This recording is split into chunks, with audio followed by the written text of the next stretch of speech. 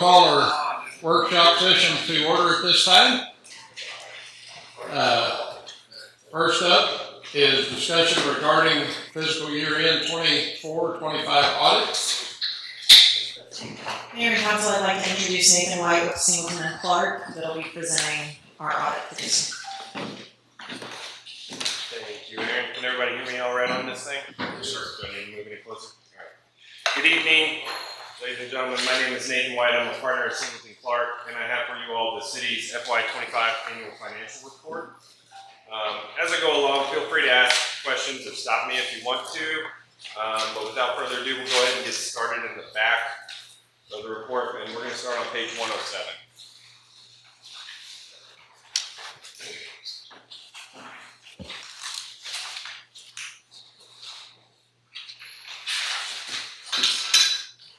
Again, we're on page 107 here. This is the schedule of findings and responses. Section 1 at the top is the summary of auditors' results. We have an unmodified report. That means, in short, that we didn't have to modify any of our opinion language. It means that we believe these financial statements to be free from material misstatement. We identified no material weaknesses, no significant deficiencies, or any non-compliance material to the financial statements. That's great. That's great. A bunch of no boxes there. We did have one finding, excuse me, for 2025 related to budgetary compliance. I've discussed this with Aaron. I think we've developed some strategies next year so that this won't happen. But we did have in the fire and sanitation functions, as you can read there, fire went over by about $29,000 and sanitation went over budget by about $132,000 for the year. Again, it's something I don't project will be probably an issue next year. We've got some ideas as far as ways that we can address year-end accruals and all those kinds of things, and then kind of also maybe adjust our audit schedule so that we can kind of better support the city. Better support the city through the audit and kind of assist and alleviate maybe some of that issue. Next, we're going to jump. We're going to start working our way to the front of the report, and we're going to stop on page 61. 61, it's kind of split.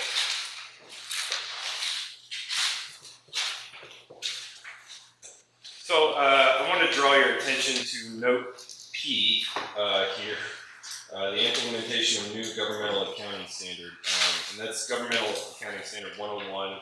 In relation to compensated absences, the city has, since I've audited here, historically recorded a compensated absences liability relating to potential cash payments for unused, vacation, sick days in accordance with the city's policy. However, the city adopted this new GASB standard that says we also have to recognize the cost associated with days that are not just paid out in cash, but just used, right? This is, in my opinion, this is more applicable to a lot of the school districts I tend to audit, in which I would tell them, like if a teacher needs to take a vacation day, you have to hire a substitute. So there is a dollar amount, kind of tied to that. But this spans not just school districts, this is cities, counties, everybody has to get on board with this. And so we did have a series of restatements that are required whenever governmental entities adopt new standards that are going to materially change the beginning fund balance in that position. So for like the golf course, there was a $22,000 restatement, electric fund had a $43,000 restatement, and the water/wastewater fund had a $67,000 restatement, and the governmental activities, which would be the general fund and all your other governmental funds, had a $420,000 restatement. This is a liability that I suspect will continue to increase as we go, because generally people don't utilize their full allotment of days, and that's in, whether it's a school, a city, or a county. It's just kind of, in my experience, been sort of the way it goes. And then generally people's daily rates or hourly rates or salaries or whatever, right, continue to increase as they, put in more employment time at a city. So the liability will continue to increase. It is more or less just a bookmark, though. There is a cash event tied to some of these things, but as far as this part of the liability is concerned, it's kind of us just doing it's mechanical. It's not necessarily tied to a dollar. I'm not saying that the city now owes $420,000 that it didn't originally owe or something. So, but it's just part of the required government accounting. And then so our next and / last stop is actually going to be on page 24.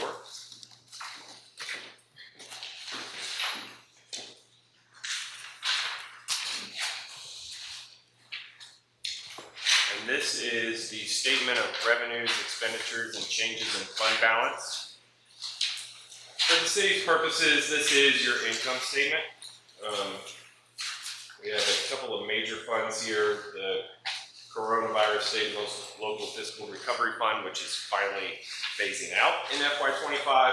We also see that we have the Capital Projects Fund, but I wanted to draw your attention to the General Fund, which is the far left column there. And if you peer down toward the bottom of the page, we can see that the city recognized a reduction in fund balance of $129,757 to end at $4,575,472 in general fund balance.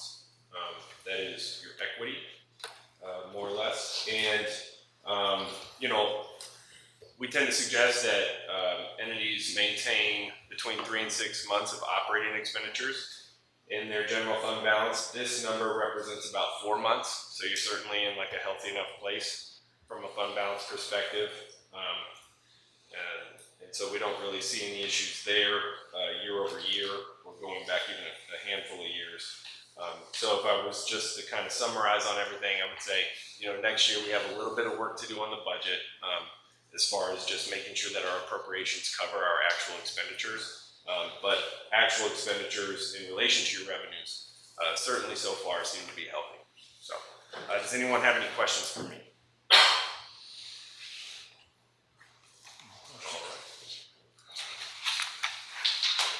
Okay, well, thank you all for your time, and you all have a wonderful evening.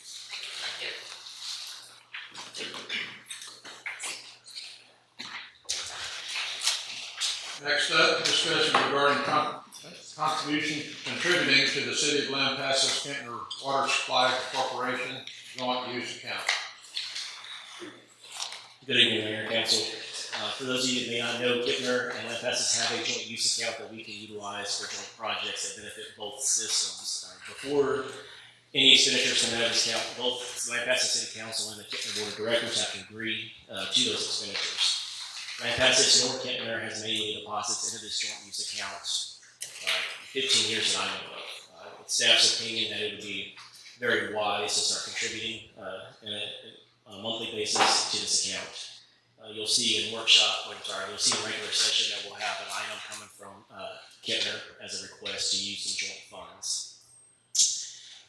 Really, just looking here today, we're just looking to gauge the response, figure out if you guys have can you hear me now? Really just here today, seeing if we can gauge response from council as far as an amount that y'all would be interested in depositing, if you're interested in depositing at all. It is worth mentioning the contract doesn't really specify how the funds are deposited in an account in terms of percentages. It does indicate how they're dispersed. So when funds are dispersed out of this account for any reason back to the original parties, they're dispersed at a rate of 63% to Lampasas, 37% to Kentner, which would indicate that Lampasas would put in 63% of the revenue or monies into that account. So you do the math on that. If we all agree to do a payment of $2,000 a month into this joint use account, we would put in 63%. So this is something that it is my intention to kind of include this in the budget process moving forward if council's on board with it. What's staff's recommendation on how positive? It's really dependent, you know, and I think Kentner is going to be more so going to want to weigh in on this process before we set an amount. I think we're going to want to get with them and figure out what they're comfortable doing. I wouldn't recommend going too crazy right off the bat. I think in excess of $10,000 a month would be pushing it. I think if we could just focus on a number lower than that, I think we can accommodate it in our budget for next fiscal year. We haven't in the last 15 years. We haven't put any money into this account, and if y'all approve the project that's slated to come out of joint use funds at a regular session, there'll be less than $70,000 in that account. So it's time to start considering if we're actually going to deposit in it or not on a monthly basis. It's also worth mentioning that if Kibner can get the projects to us in an amount of time that allows us to budget for them during our process, we wouldn't necessarily use this account for it. We would just pay for it, out of funds in the normal operating budget. However, if projects do come up or arise throughout the year that it would be beneficial to just go ahead and pull the trigger on, then we could utilize this account for that purpose. So it's kind of a safety net, if you will. In my opinion, a valuable safety net. So. I think when it comes time for budgeting, that is something we definitely look at. Okay. And I know I have confidence in staff that y'all will be able to come up with a number, talk with the counter, and get us a number that you think is appropriate. I think it's something we definitely. What types of projects is this money used? Joint projects in general. So the project that you're going to see in regular session is at the 195 pump station. It needs to come from a project that benefits Kibner system just as much as ours. So it could be anything. It could be infrastructure. It could be electrical. It's almost limitless. The contract doesn't state what it can be used on, except for the fact that it has to be a joint use facility. But the contract also doesn't state that what amounts can be contributed. No, it doesn't. It doesn't designate percentages or amounts. It's really up to the board and council's discretion to determine that. So, and like I said, just bringing it to you guys today. It's not an action item or anything like that. I just wanted to let you guys know that's what we're looking at. We're wanting to include it in the budget process. Didn't want y'all to be surprised about it. What's the balance on that account currently?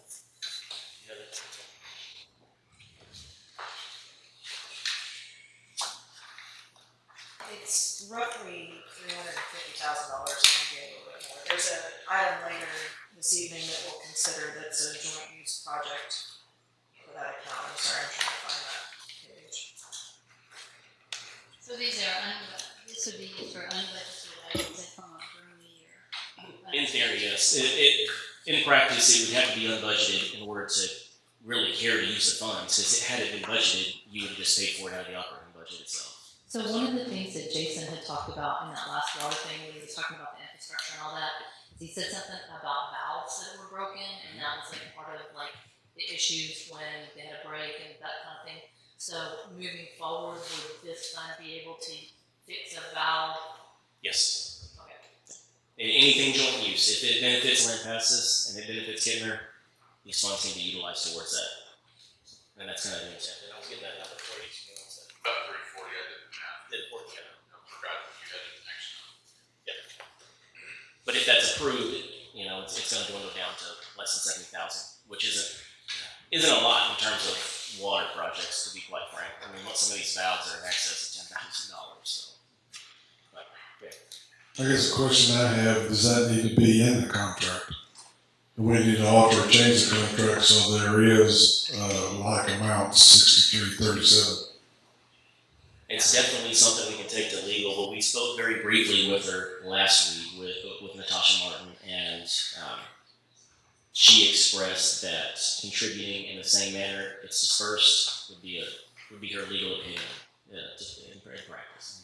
Yeah, I think we want to be careful about identifying a dollar amount in the Yeah, contract. just percentages. I prefer to stick with the percentages because it may vary from fiscal year to fiscal year. We've encouraged Kepner to get, staff is internally working on that FY27 budget right now, so we've encouraged them to get with us leading into our budget meetings so that we can make sure any of their identified projects or use of these joint funds is built into our budget for contributions. And we certainly don't want to strain the available resources of our funds or the available resources of their funds, so I can see where that dollar amount may fluctuate from year to year.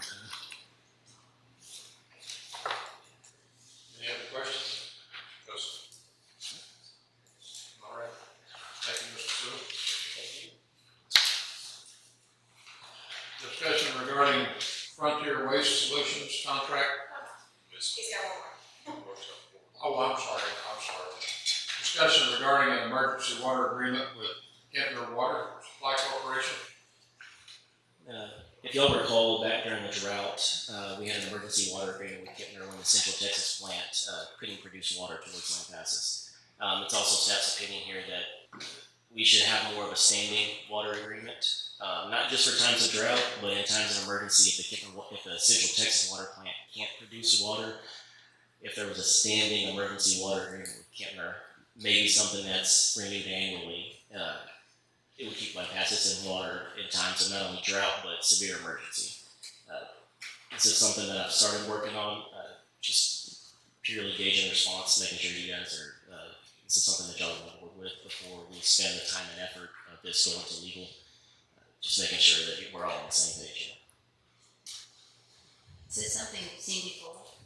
An emergency water agreement. It's not necessarily unprecedented, but our whole situation that we have is a little unprecedented. So our water agreement as a whole is not very standard. So having this kind of safety net is beneficial. Most other municipalities or WSCs are going to have some sort of interlocal agreement, or not interlocal, sorry, emergency water supply agreement with another entity. For example, Kentner's got one with Copper's Cove, they got one with Bill County WCID 1.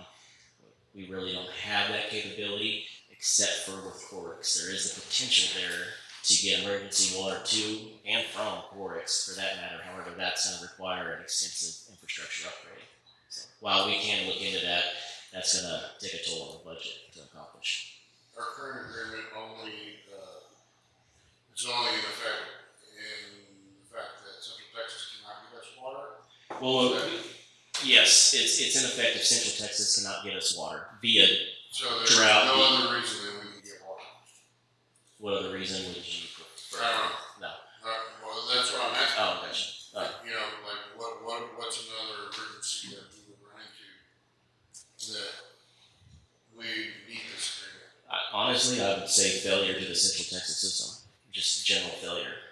Whether it's raw water pumps or whether it's the actual treatment plant And itself. the current agreement would not keep. No, it would not. It would only cover you in terms of emergency glide just due to what constitutes as an emergency in the contract.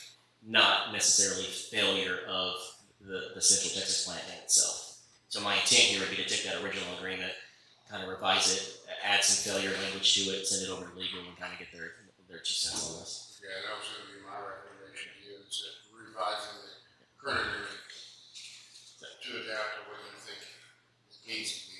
Yes, that would be the goal here, if we're all on board with that. Now, in the future, with the water plan for alternative water that's been presented to us, that would be something that would provide us some alternative backup water supply. Well, it's not really going to give.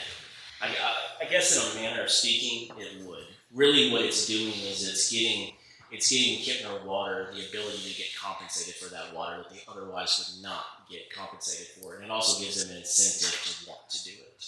Currently, if they send water this direction, and the Kentner water plants, Central Texas water plant's not running for any given reason, there's no contractual obligation to pay them for that water. This allows them that reason to send us water because it allows them an avenue to get paid for their But effort. in the option in the future, drawing from Sulphur Creek and some of the alternatives there would be something we want to look into. Oh, absolutely. Those are your long-term solutions. This is a short-term solution. This is a solution for tomorrow. Stephen, when this would be utilized, what would our rates look like? That's something that we have to agree with Kentner. So we're going to have to. That contract is going to have to come from legal, go to Kentner, and then the board and council can kind of hash out what's an agreeable term or payment.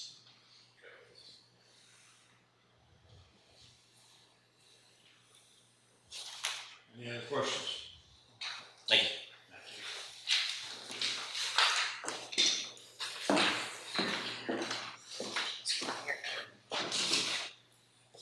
Discussion regarding Frontier Waste Solutions contract amendment. Mayor, we're still waiting for the representative from Frontier Waste Solutions. He was delayed a little bit, so if we can move to the next item and come back to that when he arrives. So we'll go on to 6 and then come back to 5. Hopefully he'll be here. Mayor and Council, you'll recall a few months ago, we passed or approved a letter in opposition of a proposed electric line to the Big Hill substation in West Texas, one of the Encore LCRA proposed routes So that big transmission line that's coming through the hill country. John Walker with WCID has asked that we bring that back for consideration as they're progressing through the steps for approval of a route for that big project. I did read through the engineer's report in its entirety, and the letters that come from these public bodies like this do make an impact. So John had asked that we reconsider that request. We'll have it as an action item later this evening. I do want to point out that when the agenda was posted, there was a typo. It's identified as J1. The accurate identifier for that is J11 for the proposed line route. It'll just be for action later this evening. Unless you guys have any questions. And then, is there any way that besides opposing just that piece of the route that we could oppose the entire route since it affects the entire county and city? I think we have standing to oppose any route that would negatively impact Lampasas or Lampasas County. Okay. I know Bernie County tomorrow, that their commissioner's court, they're even going to have legal counsel involved. So they're going to propose that as well, because that is a definite effect to Bernie County as well. Absolutely. There's so many folks that are potentially impacted by this. Mr. Walker did ask if the city would be able to file as an intervener rather than just a protester on it. We can't. It's not specifically affecting any city-owned properties, so we can't act as an intervener in the case, but we can certainly protest the proposed routes. And David, some of the lines that you're talking about run directly into that J1 line. Yes, So it's all. They have two proposed, and I mean, of course, where's it going to go? Somewhere, but it's, a couple of them do not make any sense at all. I mean, they even have environmental impacts. They haven't done any of that. They're just proposals. Right. So even though it could affect the water flow from our dams, which could affect city property, right? Is that any The ground? way I understand the verbiage, and I can look at it again for an intervener, it has to touch essentially city-owned property, the line itself.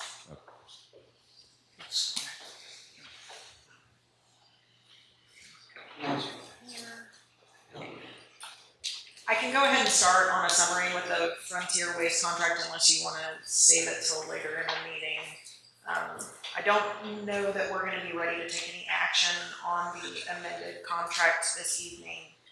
What staff wanted to bring to your attention is the recycling / collection center that the city operates at a significant deficit. I ran financials on Thursday for October 1 through April 9th. And the city has taken nearly a $25,000 deficit on the operation. And this is solely on, it doesn't include any staff members that are involved or any other expenditures. If we're looking straight at the fees that we receive for the operation of the collection center versus what's being paid for us to dispose of the waste being collected at the collection center, the deficit is just shy of $25,000. There will be more traffic out there through the summer, so we expect that deficit obviously to at least double before the end of the fiscal year. So we talked to Frontier about some solutions, and we did get an immediate response out of them where they were taking the recycling. There was quite a haul fee, quite a disposal fee there, and so they did work with us and they started taking things to Copper's Cove, which we are realizing a cost savings on that. So we asked for what some options might be that would reduce our expenditures at the collection station. You'll have some of that in the fee schedule that you guys are considering changing this evening, which adjusts some of the fees that we collect on collections at the center. But one of the other options that they presented to us was going to curbside recycling carts at each home or each commercial business. And so they gave us an option for 1 day a week pickup, but I know we don't like the 1 day a week pickup, so we did get another option for a 2 day a week pickup for regular trash, and then it's once a week, once every other week, I apologize, for recycling. Once every other week for curbside recycling. So the cart would be provided. What they would do is switch out the truck where you now see a driver and 2 folks riding on the back of the truck that manually enter or dispose of trash. they would have a truck that comes and lifts the trash can. So it cuts on labor expenditures for them. So they did give us two options that, and I've got my rate sheet over there, I apologize. Two options, one's for 1 day a week trash pickup and 2 day a week trash pickup with curbside recycling. Yeah.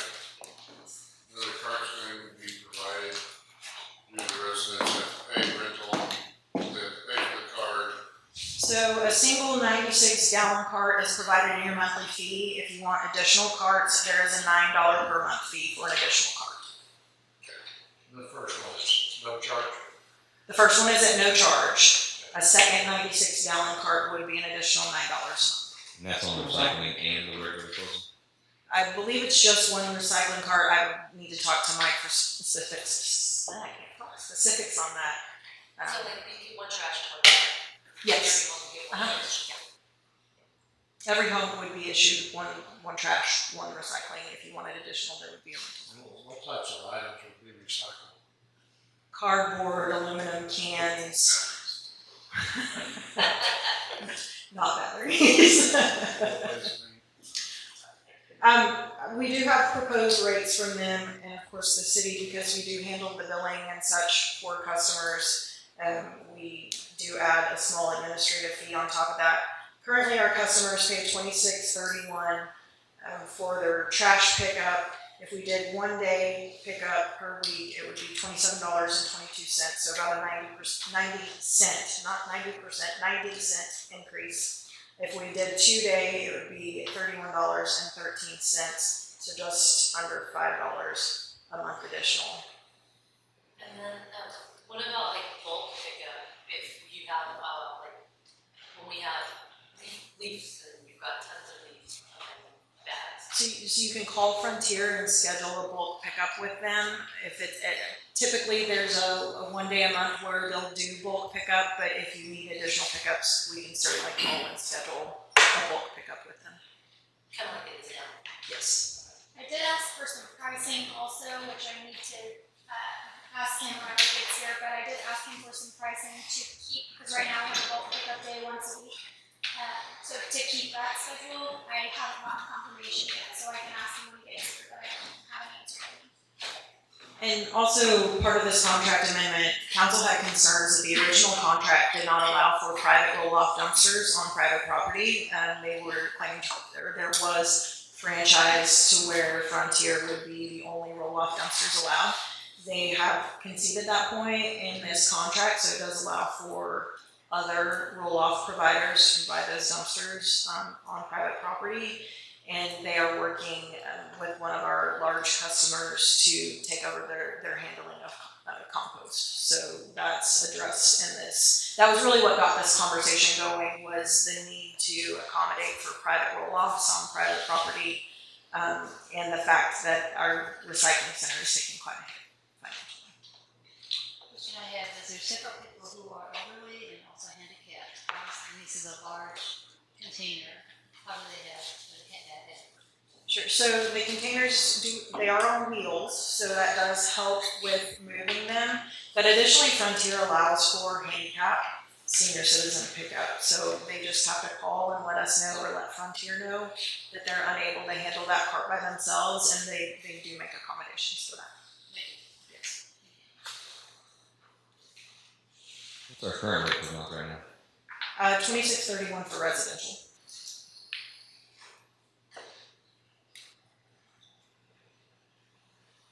And I do, like I said, I do expect that there will be questions. I'm sure you guys are going to get phone calls after tonight. So when we met this morning, perhaps we don't take action on it tonight. Let's get some feedback from our citizens to see where they sit on this. I want to point out we do allow county residents unlimited recycling at the collection center for $36 per year. There are 12 individuals that utilize that service currently. And would that continue? Under this contract, would that continue? Likely no. So we're saving them in their labor costs by doing a switch to this, right? Is that what you said earlier? They would send their labor elsewhere, but yes, essentially that. So we're saving them labor costs, and it's gonna cost household, another $60. What am I missing? They will likely buy a new truck to service this area. There's a cost to the carts that will be issued to the citizens. Other than that, I would have to defer to Mike on that. The cost for the haul off of the roll off that is at the recycling center currently is what's draining us at the recycling center. So the thought process is that by going to curbside carts and getting away from the recycling center, that they would better spend the funds for recycling with more people participating, but it being curbside and not as a roll off.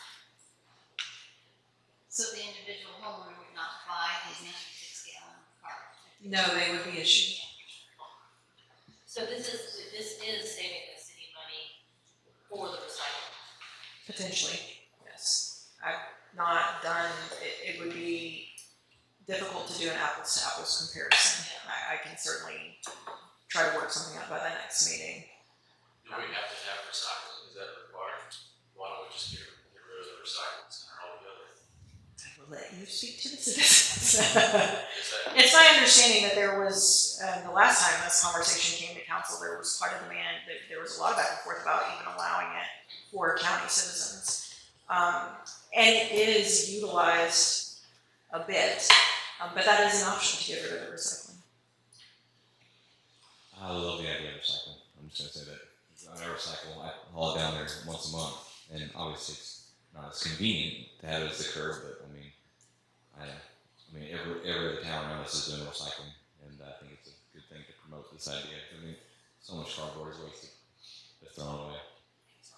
What place I've been at, recycling costs, the organization, recycling just never makes money or cuts even. No, and there's quite a few governmental services that you would never anticipate to make money, but they don't have to lose so much. Yeah, I guess the question I have for Mike, is it, that's coming, is where does that even go? Where does that recycling go from here? to a landfill? Exactly. Just go to a different section? That's what I'm wondering. Yeah. Or recycling, or just recycling the other side of the landfill area. It's just to make people feel good. Can you reject the recycling and save the money? Can you do that? We can ask him what our options are Okay. for seconds. We certainly don't want to close, the collection center is good in its availability to contractors and homeowners for large scale disposal. So I certainly wouldn't advocate for closing the collection center. But we can certainly cut out the recycling.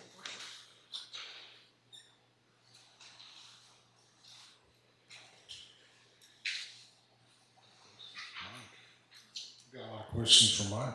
Yes, sorry. Would you be able to speak if he comes, when it comes to whether we're gonna table the action? Yeah, he can speak later.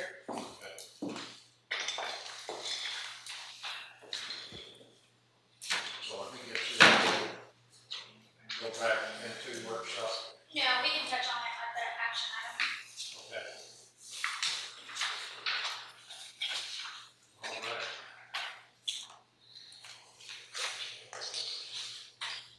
Discussion regarding any item on regular session for April 13th, 2026. There is none. Discussion regarding any items not included on the regular session for April 13th, 2026 for consideration on future agendas. No action can be taken by city council. I would just have one question. Is it possible to get a timeline to review that water plan and that water alternative plans and what our next steps might be? We're gonna schedule a special work session so we can focus solely on that topic. And will that be in the next month? I would imagine it would be in May or June. Thank you. May, it'll be in May. Anything else? Well, get a motion to adjourn the workshop session. Second. Anybody need to take a break or shall we get going? Take a little, okay. We're gonna take a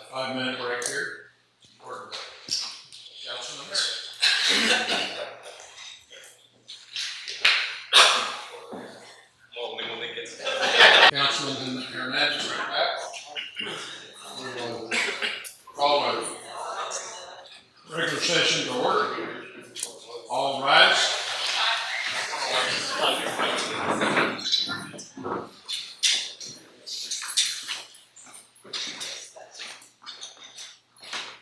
Let us pray. Dear Heavenly Father, we couldn't be more grateful than to be in this good community of Lampasas tonight with some good citizens, some good elected officials, some city employees. We ask that you be with all of us. Ask us to mix up some good information, make some good decisions, and hopefully our community will be better for it when we're done. We thank you for the rains over the weekend. We ask that you be with us in safety till we can meet again. As always, in Jesus' name we do pray. Amen.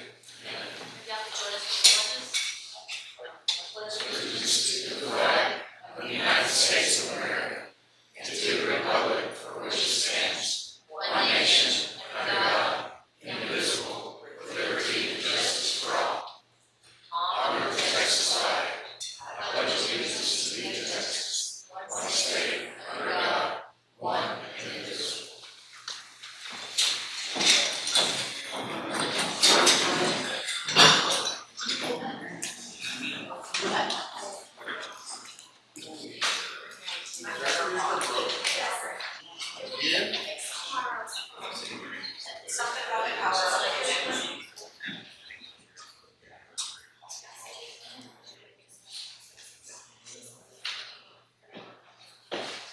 Tonight it's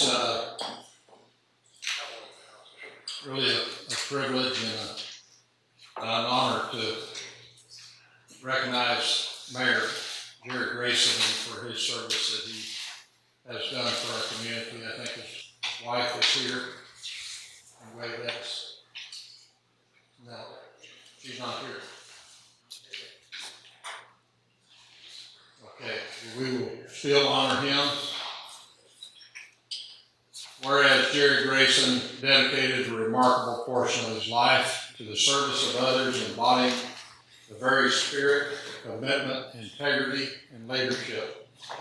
And Jerry Grayson proudly, faithfully served as a communication officer for the Texas Department of Public Safety in Lampasas, providing calm, reliable, and critical support to law enforcement and the community in times of need. And through his profession and steady presence, Jerry played an essential role in ensuring the public safety, often serving as the unseen but indispensable link between emergency responders and the citizens that they protect. Whereas Jerry's desire to serve others drove him to exceed his service beyond his professional career with the DPS in the early 1980s, he made a decision to commit himself to serving the citizens of Lampasas by participating in the local government, and Jerry first held position on the Lampasas City Council of May 1981, and he continued to run and was reelected by citizens every time his position was up for reelection until May of 2002. When he left the council after a streak of continuous service of 21 years. Wow. 1 month, 8 days, or 7,708 consecutive days. After leaving the council in 2002, Jerry decided he wanted to return to the council to continue serving the Lampasas community. So again, he campaigned and won the 2007 election and resumed serving on the council May 15, 2007. And on May 23, 2011, Jerry ran and succeeded in becoming mayor of Lampasas, a position he held proudly for the next 4 years before leaving the council on May 18, 2015.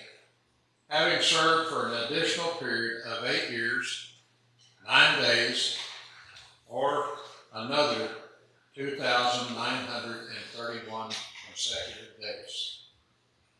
While Jerry had an abundance of lifetime achievements and professional accomplishments, of which he could rightly be proud. He often said his service to the city while on the council in what ultimately turned out to be the city's longest serving member, having given the people of Lampasas and the city organizations and council a total of 29 years, 1 month, 17 days of his life, which is a total of 10,639 days, all told. During his long service to the city, Jerry steadfastly attended meetings, came to meetings, well-informed and prepared to do the business at hand, and ultimately contributed thoughtful leadership and sound judgment for overall betterment of the community and the city organizations. And Jerry's tenure as mayor was marked by dedication, vision, deep care for people he represented, guiding the city with integrity and a genuine desire to see it thrive. And after Jerry left his position on the council, he was pleased when the council meetings began to be televised and he watched any meeting he was unable to attend in person throughout his life, never ceasing in his commitment to the success and welfare of the city of Lampasas, Texas. Throughout every role he has held, Jerry Grayson has exemplified humility, perseverance, and steadfast commitment to the public service, leaving a lasting and meaningful impact on the community and all who have had the privilege to work alongside him. And it is with great sorrow and regret that the city learned of Jerry's sudden passing on early in the morning, March 28, 2026. Only days before this proclamation recognizing, honoring him was scheduled to be published in the appreciation and gratefulness of Jerry Grayson. Be it proclaimed, we honor and celebrate the life of Jerry Grayson for his extraordinary life of fortitude and service, his unwavering dedication to the citizens of Lampasas, and his enduring legacy as an exemplary public service leader and role model, and that Jerry Grayson's contribution will never be forgotten, and his meritorious example will continue to inspire future generations to serve with the same passion and integrity and selflessness. In witness wherefore of, this proclamation is hereby issued posthumously in the recognition of Jerry Grayson's outstanding service and lasting contribution into the community. Signed this day, 13th of April, 2026. I think we'll give you.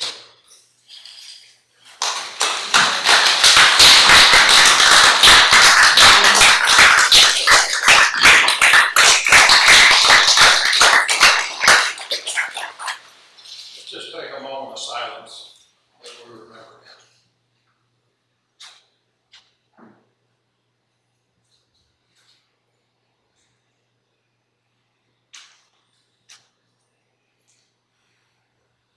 Amen.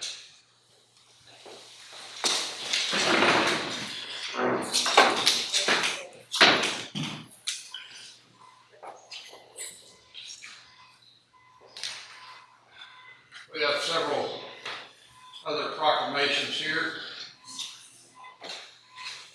Next one up, proclaiming April Fair Housing Month to recognize the Title 8 of the Civil Rights Act of 1968, prohibiting discrimination in housing in the United States.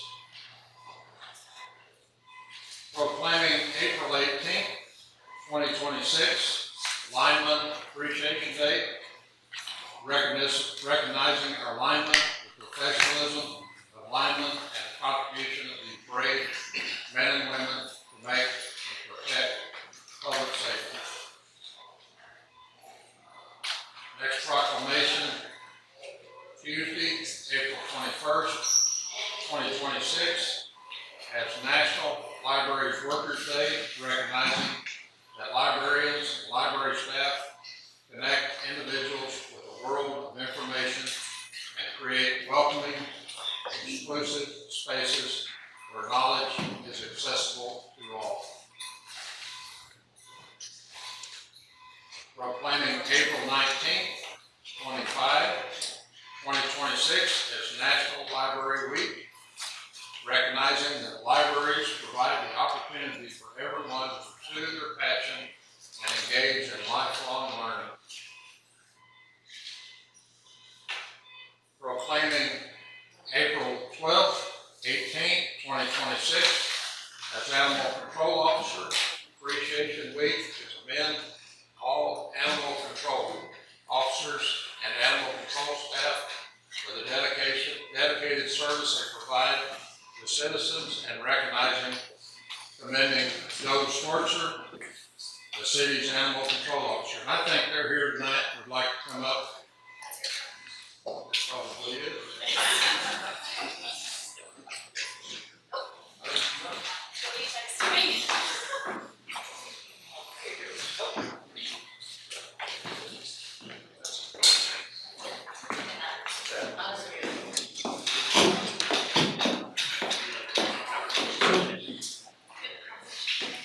Oh, yes.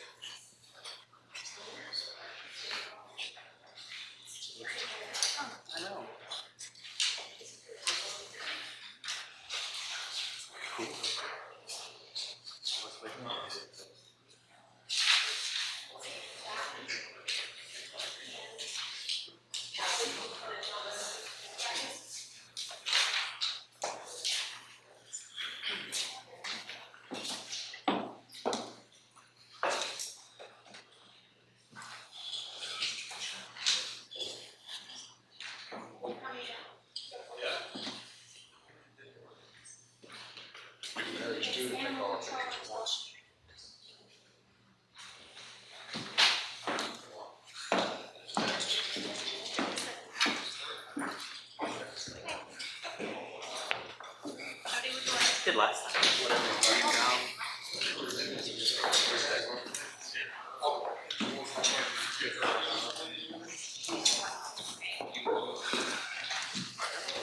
Got all that noise up there. I'll take it. Your car. Yep, we're ready. Let's stand here. You stand here. We're all guys Get a little hole here.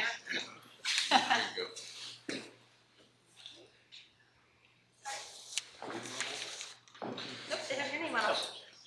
Good job. There we go. All right, thank y'all very much. Thank you, sir. Thank you. Thank you. Do you want to read the last one? Thanks, sir. Appreciate it. Thank you, Joe.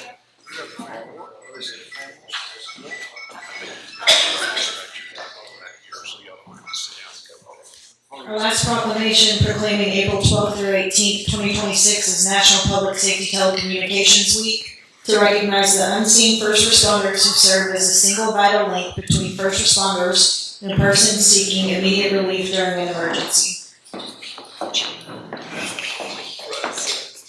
She took your proclamation, sorry.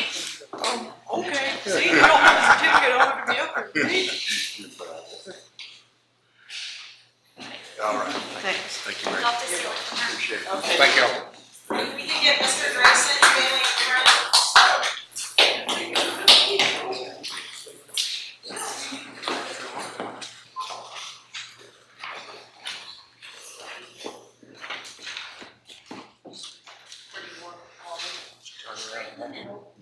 Is there anybody else who would like to?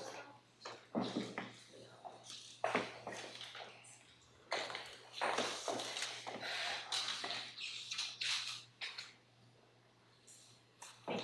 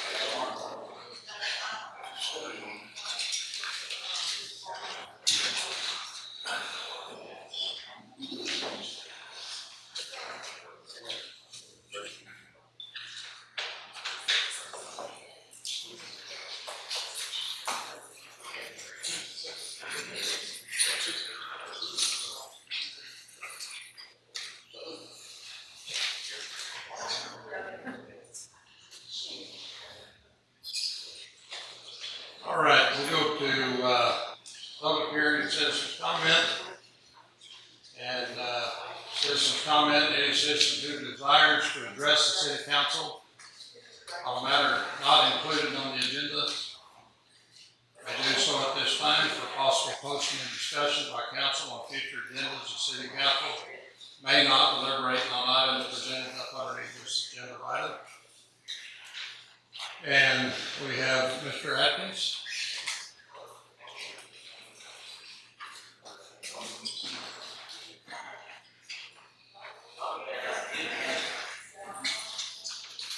Good afternoon, council. I've been here 3 times, once in December, once in February, now it's in April. Talk about the same problem. The flooding on my property from east and north Spring Street. And in the last 3 days, we've had 6 inches of rain up there. And once again, as you can see the picture across there, you see a large chunk of asphalt that's washed off the road. And several, probably about half a yard of road base that's washed off the road. And the company that's supposed to be fixing the problem stopped half a block short, as I told you, in February. And they've made no progress toward the real problem, which is on North Spring and Avenue D. The culvert underneath the road is not big enough. You can see from the pictures that water is running over the road after it plugs up the culvert and it washes it. You can see the picture of it. The debris that's washed down on my driveway. Pardon me. And the debris that was on the road this morning from last night's rain. And I have not had anybody from the city come to me, talked about it. Nobody has come to tell me what they're going to do about it. And I just kind of like to know if indeed I'm going to continue to have this devastation, this small level devastation on the big scheme. I understand that, but it is my house. It is where I live. I have for 30 years. And I'm getting just a little bit impatient to just hear a little bit of progress. We're only half a block short of where the actual problem is. They said they would work on the lower part of the debris of the drainage, which just makes sense.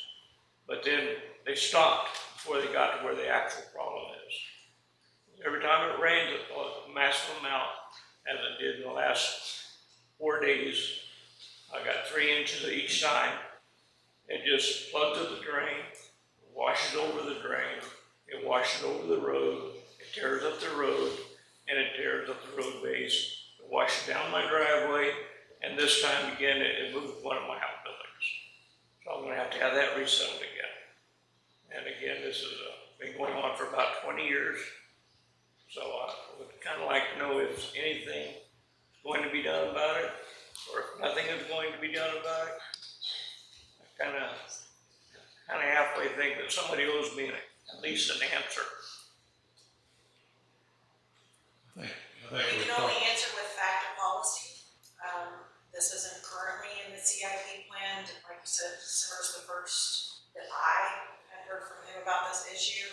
You'll recall that I sent an email after the last time this gentleman attended a council meeting that that's where the CDBG project ended. It couldn't be encumbered with a change order on the current project. We would have to go through engineering, bidding for an entirely different project. So we can't simply just move up half a block and take care of that issue, it would be a completely different project.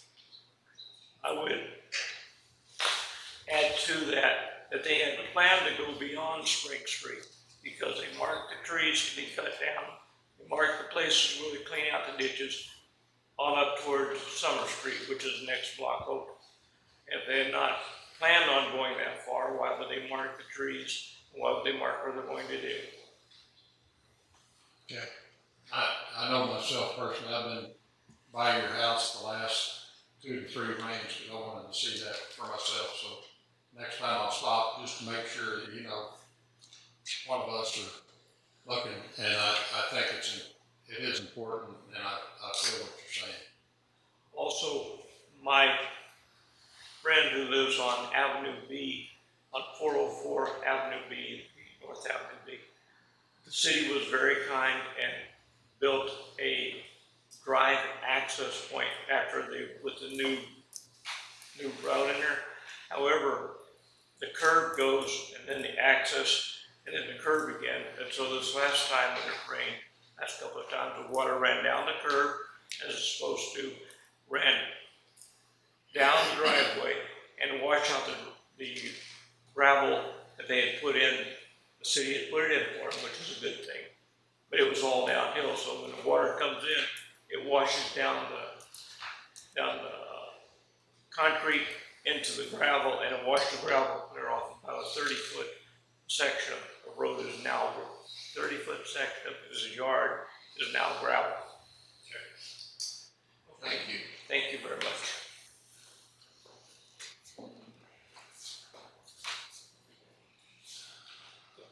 One point two, citizens comment. Any citizen who desires to address the city council on a matter that is included on the agenda may do so at this time. I think the first one we have up. Oh, sorry. Public hearing to receive citizens' comment regarding request for specific use permit property described as 2.966 acres of the James Easley survey abstract of 0185, more specifically known as 2200 South US Highway 281, Lampasas, Texas, Lampasas County, to allow for a smoke shop. Good evening, Mayor and Council. Mr. Mimon is the property owner's representative. The property is owned by Mr. Alfredo Suarez. And he's asking for permission to request a specific use permit for the property located in the small brown building in front of Alfredo's Mexican restaurant. This is at 2200 South US Highway 281 in Lampasas, and this would allow for a smoke shop. Staff did mail out 6 notices to property owners within 200 feet of the applicant's property. As of this report, no letters in favor or in opposition have been received. The request was heard by the Planning Commission at the April 2nd, 2026 meeting and passed with a 4-0 vote. City staff did measure the distances to the assisted living and the school district, or the high school that's on there. And as of now, it fits into our current ordinance for smoke shops. Did y'all measure to the physical high school, or did you measure to the LIC property? Because it's really close to LIC property. It is property line to property line.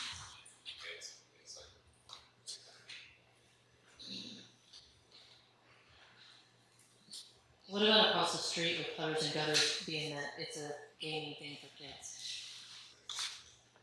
You can make that argument, but there is a bar and a dance hall in there. I don't know that it would necessarily be a place specific for the entertainment of children. Well, the bar and the dance hall didn't come to council for approval. That is correct. I'm sorry. I said the bar and the dance hall did not come to council for approval. It did not come to the city for permitting either.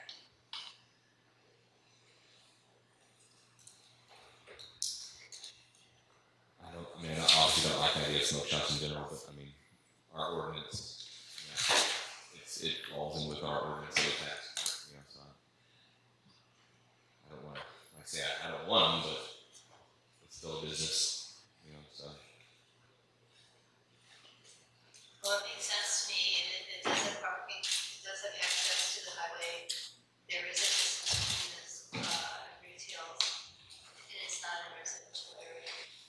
It doesn't make sense to me being right that close to the high school with the issues that we have at the high school. I just can't effectively.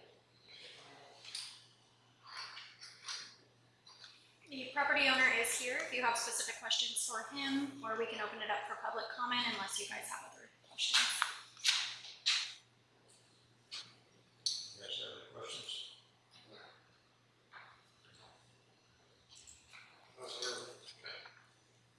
Thank you. All right.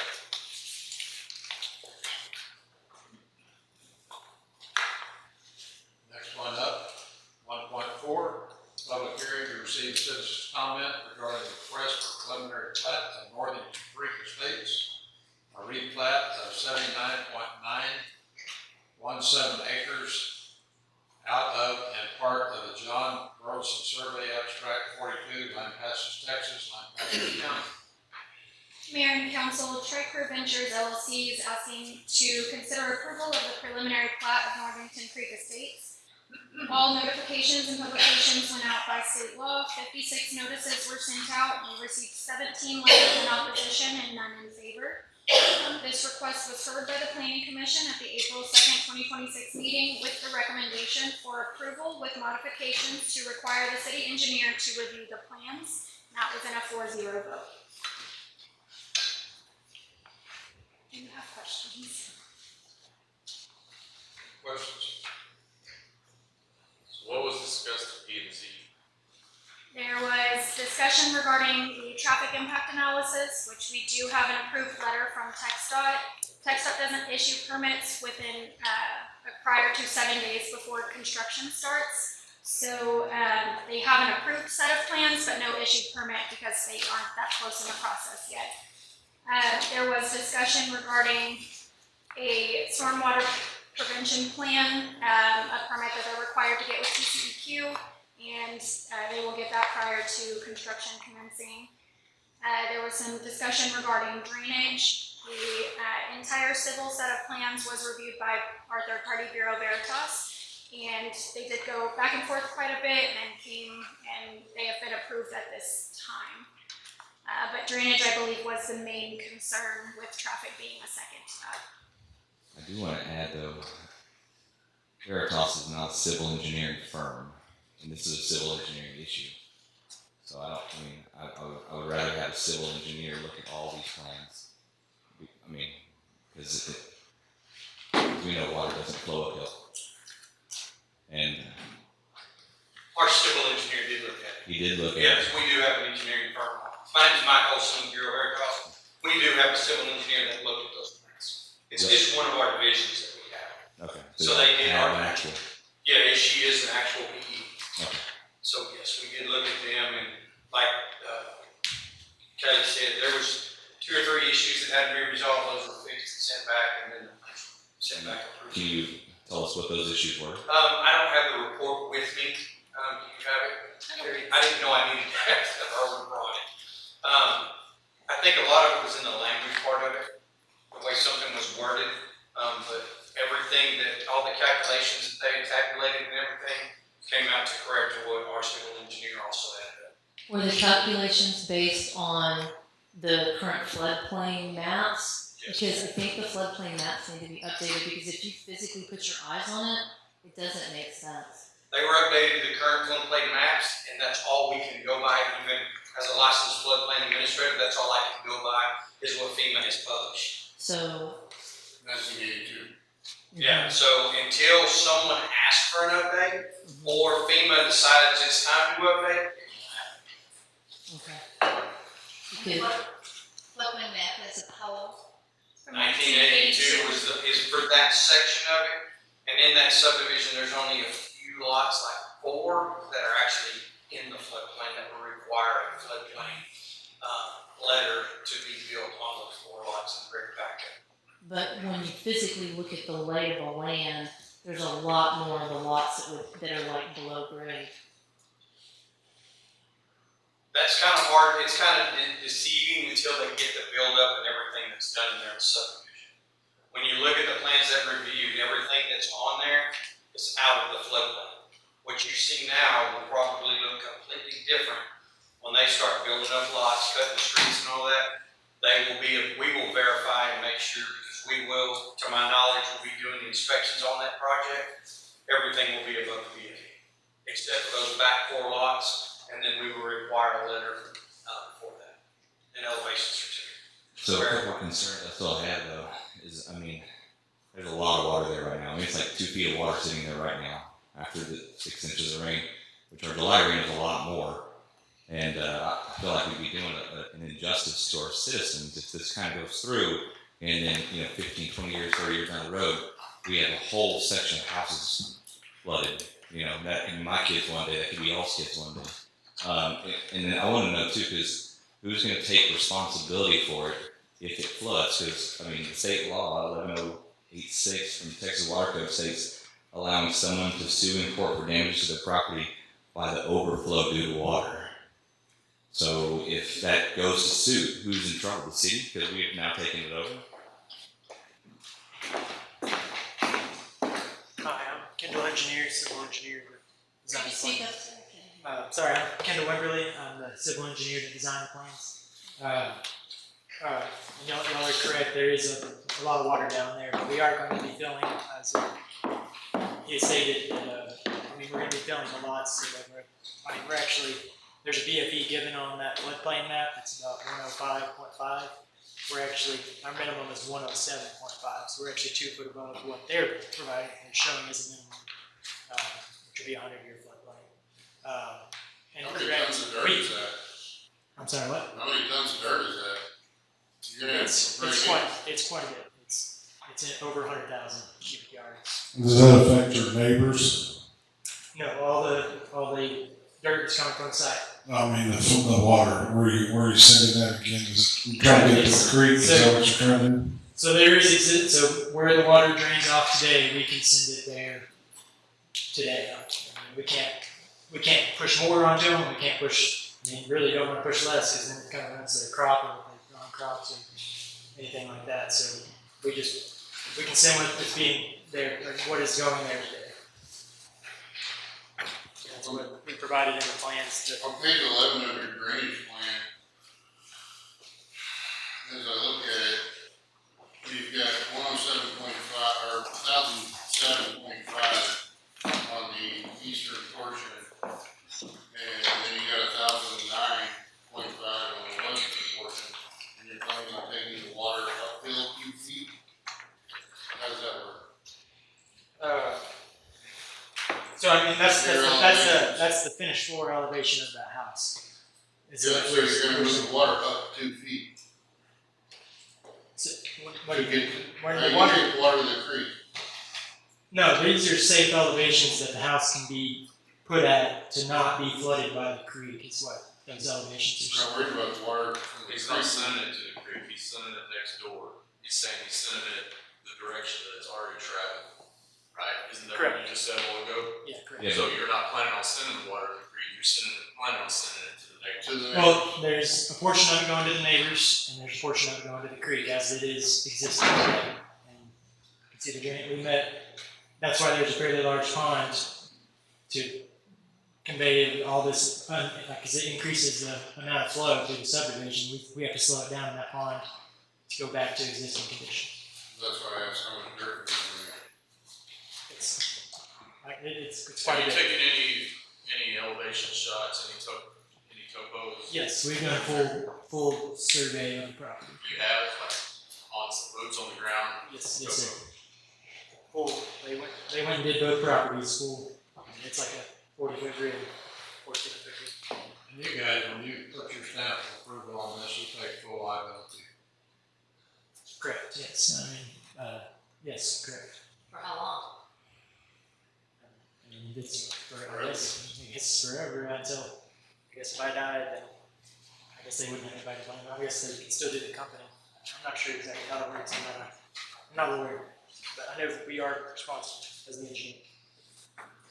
So, well, I'm still worried about those. I mean, because currently the way it sits when it rains, we have soil to absorb water. We're about to put a lot of rooftops and a lot of roads that we're going to now, instead of the water draining into the ground, you're going to just divert it to a neighbor. I mean, water still will go into the ground in the yards of the houses as it does, but I mean, yeah, there will be less coverage. That's what the CN values that we calculated. They increase the CN values, which is why we have to have a large pond to decrease that water back to existing flows. So that's kind of what the pond does, is it accounts for that. How deep is this pond going to be? I believe it's 7 foot. 7 foot. But I know there's some wells. I know there's some wells around this area that the water level's at 10 feet below the surface. I'm not aware of any. I still don't understand how you get rid of the pond. What was the question? I still don't understand how you're gonna get it to the pond if it's uphill. So we're digging out that pond, and then it'll outflow into the floodplain. But how do you get the water to the pond? Is my question. We're digging a ditch. That's the fairly large red lines there. We're digging a ditch that pretty much all the subdivision will drain into and go to that pond. Is that under the road? Correct, yes. There is a culvert underneath the road that conveys, yes. Where is the pond? It is on, it's that large tract in the back. Don't know the exact tract number. Towards the creek, Yes, which is uphill from the rest of the development. correct, yes. That is where most of the cut is coming from the site. We cut it out of that. So the low area in the middle, which currently has vegetation that is conducive to wetlands, you would fill that in? Correct, yes. And the amount of time it takes to compact that land and make sure it's safe to drill in? Yes, they will have to compact it. They have to meet the compaction standards that the geotech provided for us. Correct. I think they do it in like 6 inch, 8 inch lifts. I don't remember the exact number. And the amount of water that you'll be moving to the neighbors will not change from what it is currently? That is correct, sir. I don't see how that's possible to not change that. And the soil's continuously soaking it up. I mean, obviously, 6 inches of rain. I mean, that's not even that. In July, we had a flood. The problem is, if you look at that creek that's coming in to where your retention pond is on the other side, that's a lot of water coming in during those floods. You see that right north of that, there's a creek that flows in there. I have a shop that's just north of that, and my shop is nearly underwater, which means the amount of water coming down that creek is substantial. So what happens when we have this head of water? You're talking about Sulphur Creek, or are you talking about the little Texas ditch that's that comes across from Setco or Casey's? Burleson Creek is called, I think. Like at the top where Burleson Creek comes into Sulphur Creek. Yes, so we have a head of water coming in, and it hits that. Where's that water? What water's gonna overpower it? Is it ditch water or this creek water? Because if that creek water hits it, it's coming right back into that neighborhood. Right. I mean, that's downstream of us, so we just calculated what was on our property, and what is coming off of our property is less than what was in the existing conditions, or equal to it. I see it. I mean, just right north of the old retention pond.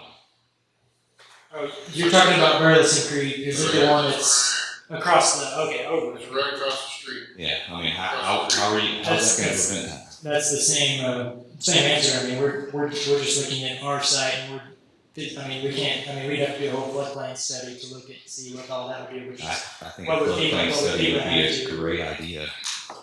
Because I mean, like I said, I don't want. Like I said, we had search and rescue happening in town just in July, rescuing people from flooded areas. You know, if we're going to put homes at the downhill slope of that creek.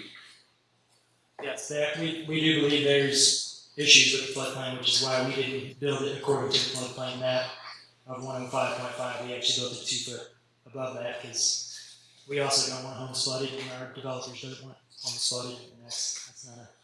Mr. Colville, where are we at with getting our engineer to overlook this? We have a proposal from Eckerman. I believe Councilman Proutis spoke to him earlier. He felt like he could have an analysis done by our next city council meeting, and we do have a proposal from him for $6,000 for that review. I feel much more comfortable. I mean, I understand that BB has there are civil engineers overlooking it, but the main problem I have with that is they're making money off the inspection, so I don't think that I think that they're probably gonna lean more towards approving it, so I would like to have our own engineers. Civil engineers are required code of ethics to provide the truth, no matter what the case is, even if there's money involved. And we've had a couple of civil engineers look at stuff here in town too, and their retention ponds don't work, so I'm just kind of skeptical. In that same area. Yes. I'm really concerned about the density of this development with that runoff, and that is just adds more rooftops, more runoff, more driveways, more roads, and I agree. I think our own engineer would have another opinion or a true opinion. I think that would be a zoning issue, the density part, but we've already discussed that and I agree with that. So. It adds to the runoff. Yes, which is why we had to provide the drainage calculations for that. I'm in agreement. I mean, another engineer, a non-biased, party in here. It's not a party to this project. More people look at it than Mary now. Agree.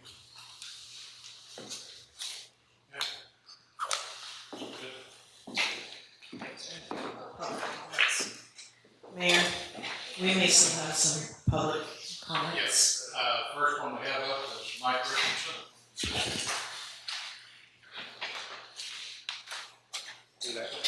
Good afternoon. Couple of questions here. What I'm gonna ask is, if this is the floodplain, I think this is their map, if I'm not mistaken. This is 10 foot lower. Is this not the floodplain? And let me back up. Y'all's engineer, I'm going to show y'all this picture. To show y'all where this is set. This is the city's pump station. Is that not correct? The sewer plant sits right here. This is where they're discharging the water. The pump is to pump sewage uphill. They're going to get water from here by gravity flowing it to here. It's already uphill. Y'all's engineer has, for some reason, y'all have a pump station there.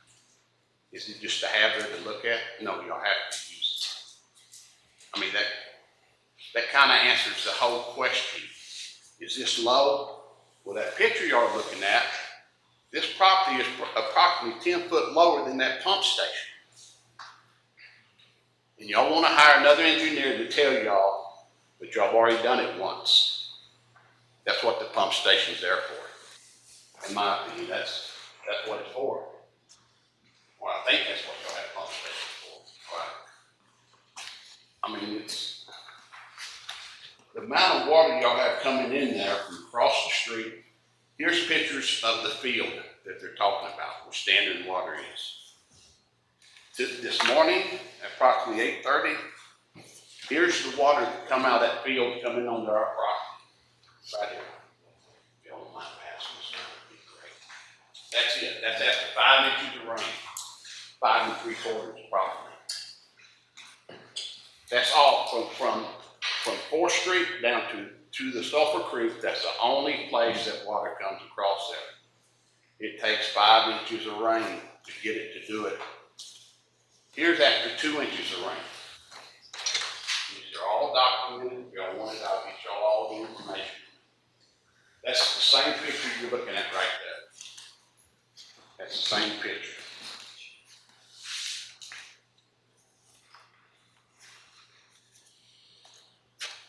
Here's Sefco this morning, approximately 9 o'clock, the retention pond after 5 inches of rain. That's the retention pond. That water at Sefco is what comes down there. That's, if you're looking for water, but there's not water in there. Sorry to tell you, but that's after this morning. That was approximately 9:40, 9:35, 9:40, when that picture was taken.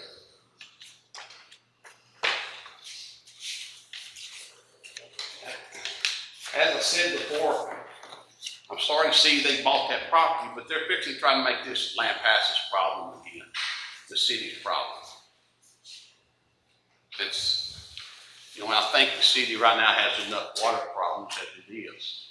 We've already heard it from one gentleman has nothing to do with this. But that's something that I guess is y'all's decision on it. But I appreciate the time. Thank you. Yes, sir. Thank you. David Matthews. Mike, can you get the picture back?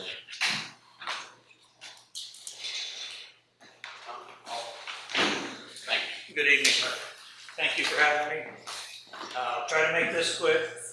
I want to go back to a few meetings ago, and I believe one of the city council rejected the idea of an HOA being responsible for the lift stations and so forth. It may have been planning and zoning, but I thought it was somebody on the council. But if they're going to reject the idea of an HOA, who's going to end up maintaining all of the drainage ditches, lift stations, which can run into millions, and everything else associated with the neighborhood? The only thing I can think of is going to be the city. And if the city is not ready to maintain the power that's required for those lift stations, the maintenance of them themselves, the replacement after 15 or 20 years, then that needs to be considered carefully. I do have a question for the Turley representative, which, what was your name, sir? BJ. BJ. Okay, I never heard the name before. My question is, he's answered and fielded a lot of questions to planning and zoning, and I imagine the city council, is whatever his, not just the engineering piece of it, but his statements, and I'm pretty sure he said that they were going to pay for all the initial infrastructure, which was the lift stations and everything else. If he says it, is Tri-Crew, is that binding on Tri-Crew? Now, with a lot of the engineering drawings and stuff, what he says, I'm sure is binding to him. But other statements.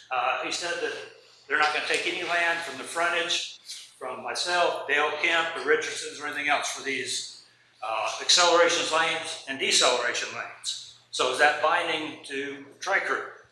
Questions I have. Don't really have to have an answer right now, but I think that's something you guys should whenever you consider what has been said.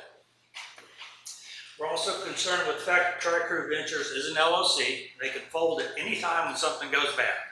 And then that leaves other people holding the purse strings to fix whatever fell apart. Tri-Crew, the two primary members, I think they're here today, have 28 and 24 different LLCs. This was as of like a year ago when we researched it, that were associated with their names. Seems like they're primed to move on from one project to the next. And I'm not saying they've done it. I haven't been able to search that deep, but it just makes it easy to do. Based on some of the engineering drawings I was looking at, if I'm reading them correctly, I'm no engineer, but the large pond in back they're talking will be the final that goes before it goes to the creek. That shows 104 acres. The only thing I can refer to that is how much drainage funnels into that pond. If that is correct, it's over 100 acres. We're looking at, let's see, 1 inch of rain coming off 100 acres or so is 2.8 million gallons per inch. And over the last few days, we've had about 6, it'll be around 17 million gallons going into that one pond to be slowed down before it goes out into the creek.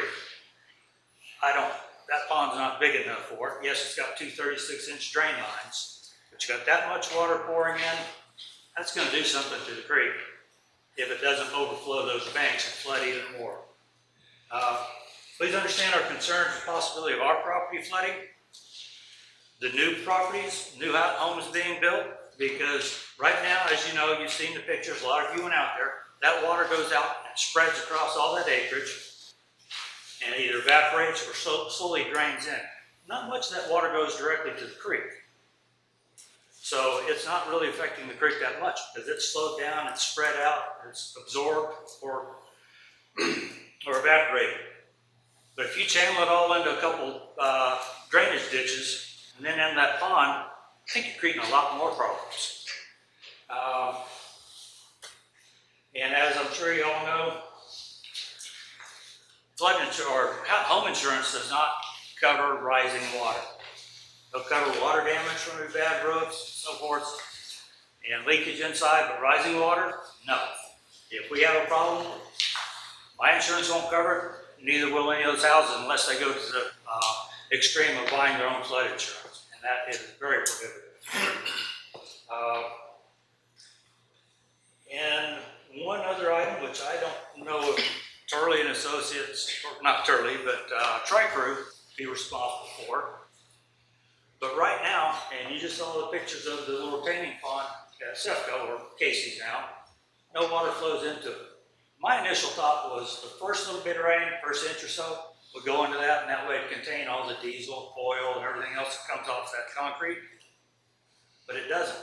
It all goes down the drainage ditch under 4th, by my property, the Kim's property on out. If that's getting directed right to the creek now you've got environmental quality issues because all that oil, diesel, and everything is going right into the creek. It's not having a chance to spread out in that field, dissipate, or get absorbed. So that right there is going to create a problem. That's pretty much all I have. Any questions? Thank you. Thank you. Ms. Kay Richards. I'm good. That covered You're it good. all. Okay. Thank you. All right. Thank you. I have one more question, but when it comes to the septic side of things, I mean, the amount of water that could be flowing into our, sewage system, right? We already have, pumps that we're trying to worry about and stuff. We could be adding a bunch of extra water into our system, correct? If it floods enough. Anybody? Maybe.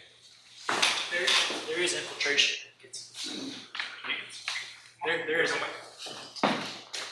There is infiltration that we account for in the drainage comes through on the streets, that there will be water that goes into the septic, and that is accounted for. Rainwater into the septic system. Right, it's in the streets, correct.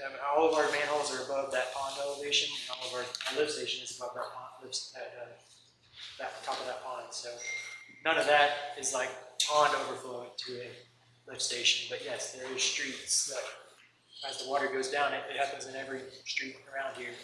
There will be infiltration that goes into the site. There's a certain amount when you're doing engineering. Okay, so my name's BJ Little. I'm the operations manager for Turley Associates.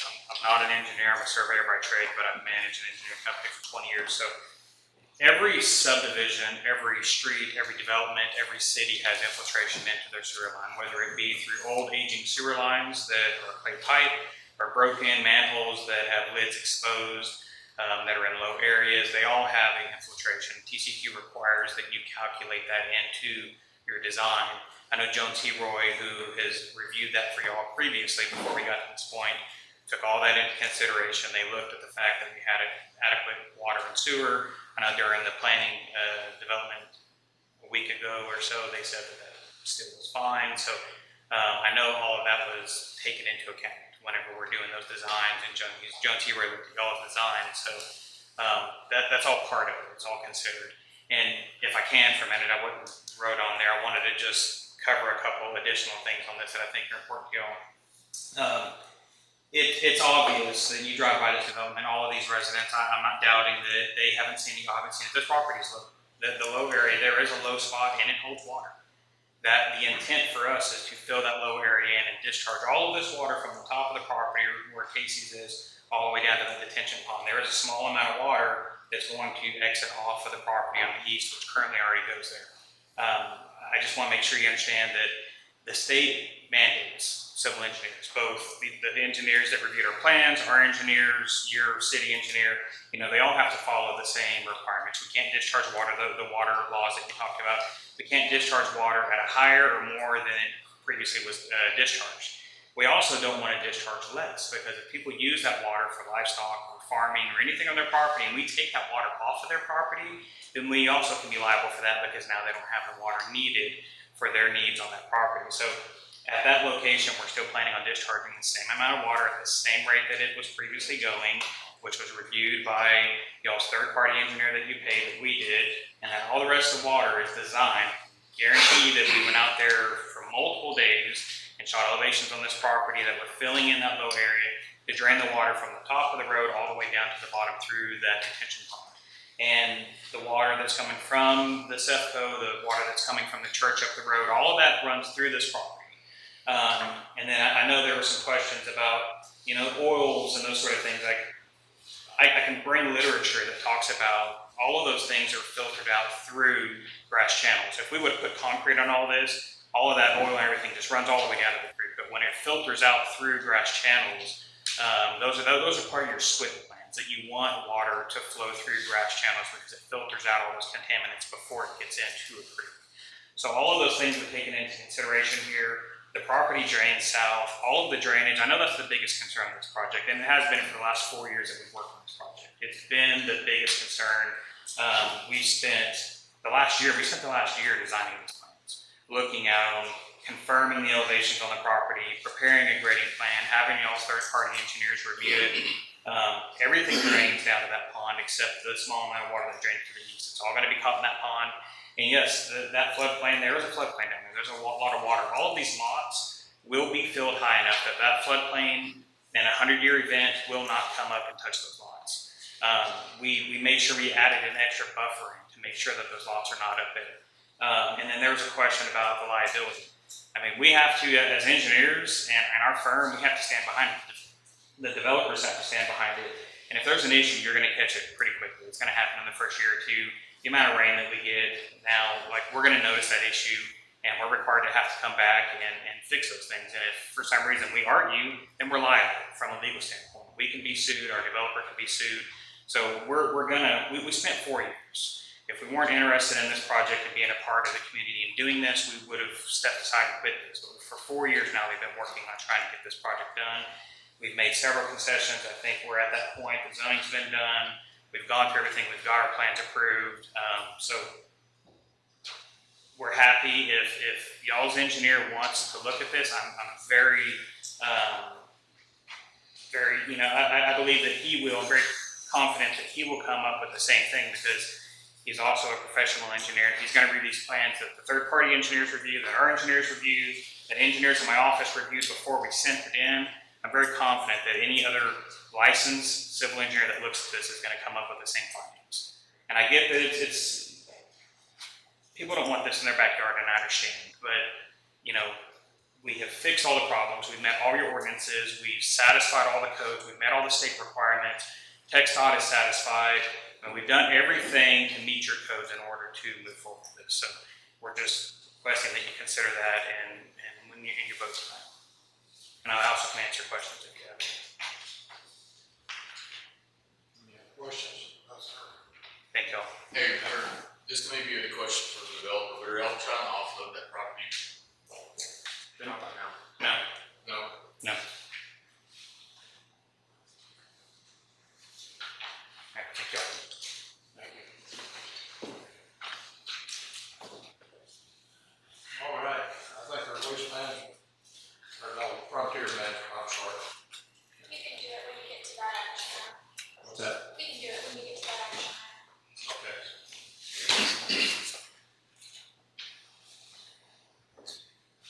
So we can go to consent agenda.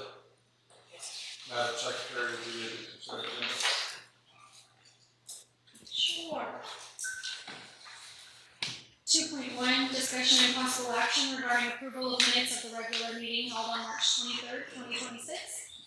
2.2, discussion and possible action to approve the second reading of an ordinance to modify the City of Lampasas Code of Ordinances, Chapter 82, Utilities, Article 3, Sanitary Sewer System, Division 4, Building Sewers, adding Section 82-216, Sewer System Maintenance. 2.3, discussion and possible action regarding purchases and charges in excess of $4,000 for February and March 2026. Make a motion to approve consent agenda. Second. Any discussion? All in favor? Aye. Boards and departments reports?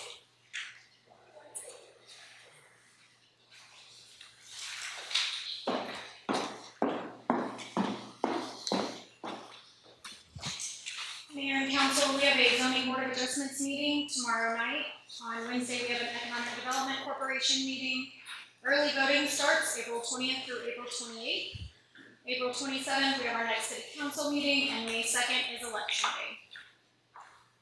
day. I'd also like to add that the LCRA Steps Forward Day that was scheduled for last Friday has been rescheduled for this Friday. Give me. You're good.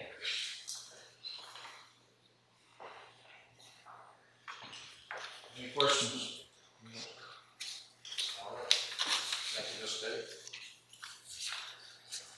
New business, 4.1, discussion of possible actions regarding the first reading of the ordinance amending the Lampasas Code of Ordinance regarding a request for specific use permit to allow smoke shop in an area zone retail R described as 2.966 acres of the highway James Easley survey, abstract 0185, more specifically known as 2200 US Highway 281, Lampasas, Texas, Lampasas County, detail and restrictions related thereto. Mayor and council, this is the ordinance that goes along with the public hearing we had earlier this evening regarding the smoke shop in front of Alfredo's Mexican restaurant.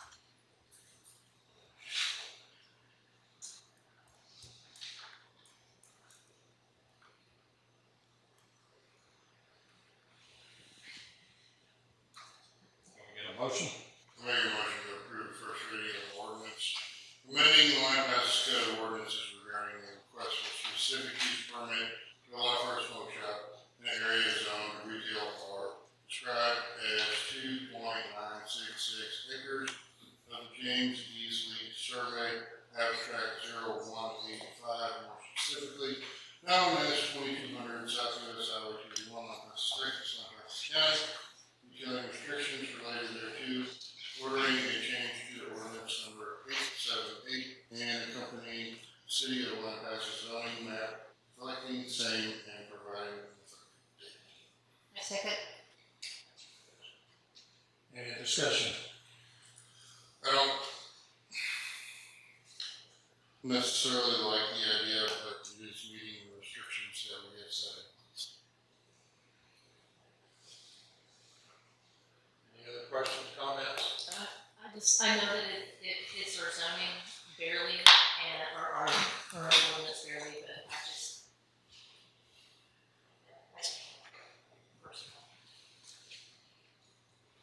Okay. We'll take a vote. All in favor? Nay. Nay. Two opposed? That's three opposed, you have Three to vote. opposed? Nay.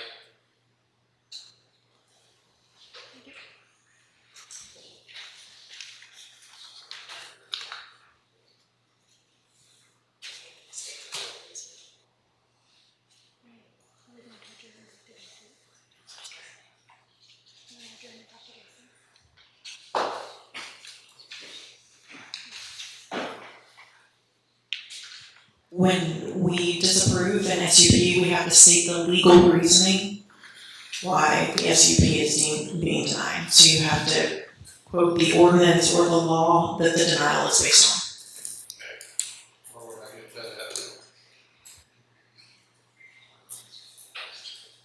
I don't know what council feels their legal reason is for denying the SUP.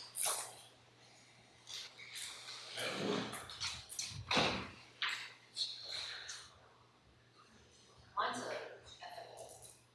And I know it's not legal, but I haven't gotten out there to measure where that building stands. I know its property boundaries are right there, but that whole shopping center touches the school district.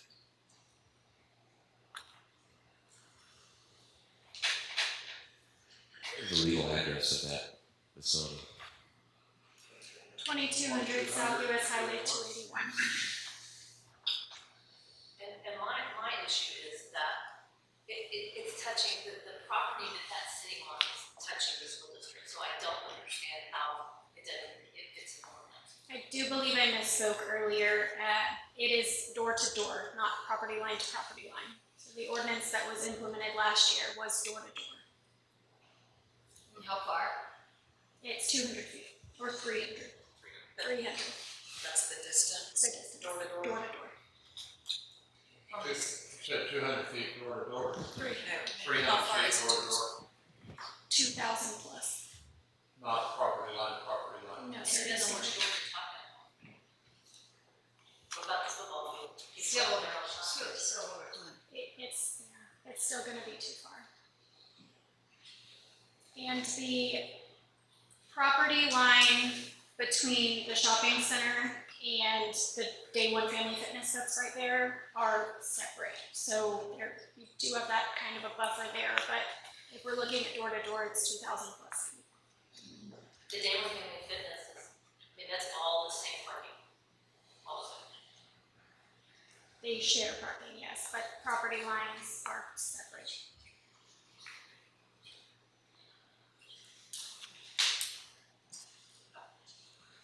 And to me, if it's legally in our ordinance, then I change my vote. So I don't like it, but I mean, if it's within what we put in place, then as much as I don't like it, yeah, I agree. And I would back up to the same thing. If we're in the legal, I'll change it. So to state And for I the don't like it because, and I'll tell you, I see our kids, hooked on this stuff. I don't think it's way they should spend their money. I don't think these guys, they don't vet their customers good enough, because I think they're supposed to be over 18 years old. My daughter, 21, okay. No, they don't care. And I know my daughter, I can throw her under the bus. She was in there in one of those places at 16 years old, smoking her head off. I don't like it. But if it's legal, I'm not gonna go back to legal. Yeah, I just wish that when we did the ordinance, I feel like we've done the city a disservice and not fix We need to work on the ordinance, but right now, Right. Yes, right. I mean, I understand that, I cannot, I understand what we stand, but I just can't change my vote. to state for the record, For clarification purposes, and this is removing the mayor's vote since it's no longer a tie, I have 4 in favor and the 2 opposing are Councilwoman Keeney and Councilman Keel. Correct. thank you. All right.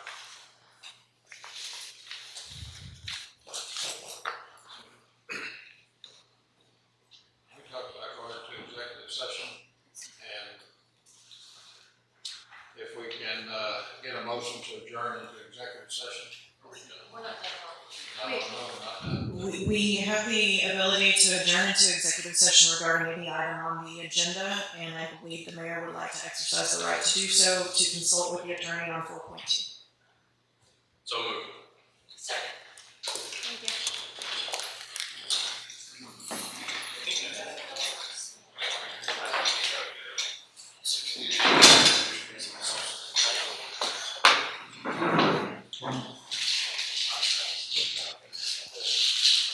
All right, we will call our meeting back to order again. Alright, regarding 4.2, make a motion to table the approval or denial and authorize the city manager to negotiate civil drainage review with Peppermint Engineering. Second. Any discussion? All in favor? 4.3, discussion and possible action regarding the approval of the Economic Development Corporation expenditure to Chase and Jordan Cooper in the amount of $30,000 for a brand film production. Mayor and council at their March EDC meeting, the Economic Development Corporation approved an expenditure in the amount of $30,000 that would be considered a marketing expenditure for a film, both a short film and a slightly longer film that would be produced by the Cooper brothers. Due to the dollar amount associated with the expenditure, in accordance with city policies, it does need to come to city council for formal authorization, any expenditure in excess of $25,000. The EDC does have sufficient fund balance, although they only budgeted $10,000 for marketing this year. They have realized cost savings by not having staff, not having some other expenditures. So some funds can be reallocated to cover the expenditure for the film. So LADC is asking for approval for a marketing package in the amount up to $30,000. I move to approve the city manager and economic development corporation to execute a contract with Chase and Jordan Cooper for a marketing package in the amount of $30,000. Second. Any other questions? Who are we marketing this to? What's the demographics and who is it being marketed to? How is it being marketed? What's the plan from the EDC? I don't Because know. my understanding is there is no marketing support here, there's just creating a film and selling it to the EDC. Correct. I don't know that the board has a specific strategy for marketing of the film at this time. Yeah, I do. May I speak? We have one of the Cooper guys here, our board members.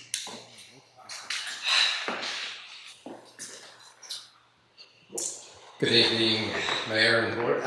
So, Charlie, to address that, the question was, what are we going to do with this, right? So, me personally, as a board member, and not having a EDC director hired at this time, I've been speaking with multiple companies trying to get them to come to Lampasas. Specifically, I've been working with some drone manufacturers, some technology manufacturers, and others. And so part of this marketing strategy is to, one, we haven't had a marketing strategy for the foreseeable, like the last 4 years. I mean, other than some billboards at the business park, which obviously you're aware because you were also on the board at the time.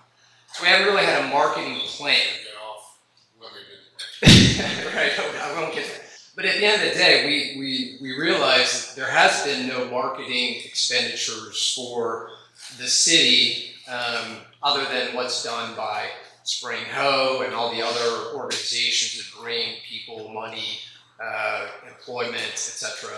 out there. So I look at this as an opportunity when we start attending some larger meetings that these this film will go with us and be tailored to who we're talking to. When I go down to Austin, I talk to a manufacturer that I want to bring jobs here. I'm going to bring a truncated 2 to 3 minute, and that's my opening spiel. It's like, you want to be a part of Lampasas, that you want to be the growth builder in Lampasas. And I think by creating something that we all have, we can, not everyone's going to say this is going to be a great thing, it's going to be a bad thing, whatever. It's not going to be a $40,000 Facebook commercial, right? That's it. It's something that we can take, present to leaders of corporate America saying, this is why you want to be here. And that's how I see it personally. Now, we've talked about actually being able to lease it out to others. The idea is putting it at an airport over in Killeen, showing it to military groups that have people come through here. It's like, hey, this is a great place for you to be. Now, that's my background. I feel comfortable with that military thing. I'll be using the exact same things with that. When we bring the military over here on those leadership days, when we have them, or if we ever have them, same thing. Let me get a feel for you before we go out and see everything. Multifaceted across the way, and the fact that we've spent literally no money on marketing other than what the Chamber of Commerce puts at the business, at the visitor centers, at the county, the state line, and some other places. We really don't have that in our budget. So we thought this was a good first step. We have the money for it. We have the drive of a bunch of individuals around that think this is a really good idea, and that sometimes can be a group think, possibly. Sounding board doesn't go out much, but we think it's a first good step. I don't understand the lease thing. Is there anybody that would lease it from you? I think You know, if you're gonna put it out there, you're gonna have to sure. pay marketing dollars in order, if you want it at the airport. Right, yeah, completely. But you asked, what's the marketing plan? Hey, I'm going to throw it at the Killeen Airport, you know, And for do 30 you have seconds. any idea how much that costs? No, not yet. I surely don't. Yeah, it's not going to go in Austin. I can tell you that. You know. Yeah, you're looking at half a Yeah, million. we don't have that kind of. And you're looking at seconds, not. Right. I mean, we're not saying it's a 10 second clip potentially, right? But we feel that it's a start. And it's something that we can fall back on. I was recently over at the Coppers Cove EDC. I met with their director and their staff. And when I looked at some things that they have on their website and the things that they brought in, and I said, hey, we've got this group of feature type filmmakers that are doing this 30-minute long, well, 20 to 30 minutes. And I said, what did you pay for it? I said, well, this is what we're contracting to pay for. He goes, well, you got to steal. And that's Coppers Cove. You know, they have a little bit more money, obviously, than us. But, you know, when they go and they want to market something, they're paying more than probably what we're paying, and they're probably getting an inferior product. I guess my only concern really is, it sounds like you have an idea about the market. My concern is the dollars that it's gonna cost. Yep. In order to do it. And we don't have a clue. At this point. Doesn't mean you won't later. Well, from my perspective, if I take that video and I sit down with the CEO in Austin and say, it's kind of $0, maybe a lunch with the guy and says, come on in. You bring a company in, hey, we're going to tailor this to X, and they're going to bring in families. That's who I tailor it to. That's costing $0, right? We own it, we can manipulate it, we can manage it, we can use it, we can give it to Lampasas Heritage Foundation, you can give it to anybody who wants to use it in their marketing materials, and that's what kind of goes back to that. Social media, can you market yourself? Of course, yeah, that's the minimum. I mean, we'll take that, right off the bat in a 15, 20-second thing, and it'll be bam on every, once we get our, we don't have a website. Well, we do have a website. We don't have social media from an EDC standpoint. We used to, yes. I don't know. We don't have anyone that can manage it. Well, I mean, and that's the other reason why we're bringing in candidates that have an AI, a social media, computer backgrounds, trying to get them into the marketing scheme. So when we do hire that admin assistant, I'm wondering if the Cougars might have something to add to this. Sure. Put it on the spot. Yeah, I can help back it up. Yeah, we do films for a living, so we have several feature documentaries out already. Something like this would cost about $80,000, so we were trying to keep it low, just because we live in the city, we love the city, we want to serve it, and we wanted to bring everybody on a page that shows how beautiful the city is and helps preserve the small town feel while also helping everybody understand what is coming and how to grab it by the reins and protect it and move forward with that. So we're going to help steward that with the EDC. We're going to utilize all of, we have distribution, sales connections, we have theater connections, we have every way to get these onto streaming platforms from Netflix to Amazon Prime, Roku, Tubi, you name it. And we'd be stewarding it with that. We're providing all of the assets for social media. We're providing verticals. We're providing the B-roll footage. We're providing a nice 3-minute commercial that can be put into airports. We have several different connections that we're working on with that. We have connections. We are the liaison to the Texas Film Commission and the Austin Film Commission as well. So we actually have a lot of different pool that once the product is done and finished, we're going to be able to really utilize it to show people what Lampasas is. So are you going to be involved in the market? Yeah, we're going to definitely help steward it. We have to stay on with every project to make sure that we're helping guide it right, and we can answer any questions for them, provide whatever assets are needed every step of the way. What's your approximate timeline? Looking to have this done by the first week of June, and a couple of things could change that based on post-production with color, sound design, but that's what we're aiming for, and usually we hit our mark. So I'm already editing, so it's what? Yeah, oh yeah, we already filmed, and it looks very beautiful, and we have some very, very cool stuff about the history of Lampasas and everything. It's going to be a very beautiful thing for this town, and I know that everybody that watches it's going to have a lot of town pride and a lot of appreciation. So thank you. Hey, do you want to trade some big minor signs that were at 139? It's still. Yeah, right. Good. Very good. Thank you, sir. All right, we have a motion and a second. All in favor? All right. All right. 4.4, discussion of possible action regarding the mural on Kendrick's Fall Foundation Lampasas. Good evening, Mayor and Council. Libby Glinser was supposed to be here to discuss this. I have not heard from her and I don't see her here. And I also have no further information on this regarding what the mural consisted of. All I knew was it was supposed to be at the Kindred Spa building on US 281. But we can table it, I suppose. I don't know if she'll be here at the next meeting. I'm not sure. Well, I have a question. So, is it in our ordinance that we have to approve something going on a public building? Yes. In our zoning, in our zoning ordinance for signs, it states that any mural in the city limits at all has to be approved by the city council. So it should be tabled. Yes. I'd make a motion to table since Ms. Melcher couldn't be here. Second. All in favor? Aye. All right, discussion of possible action to approve contract amendment between the city of Lampasas and Frontier Texas Ventures LLC Solid Waste Service. Sorry, I'm getting ahead of myself. Mayor and Council, Mike is here with Frontier if you have any questions remaining from our work session.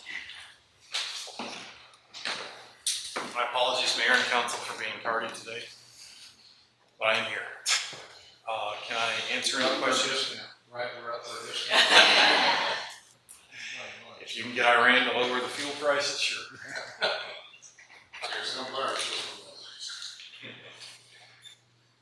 The questions we had were, can we, as far as the bulk pickup front, or no, I'm sorry, the price of $26.31 up to $31.31, is that mandatory as far as recycling, or can we, some people choose not to get the recycling cart?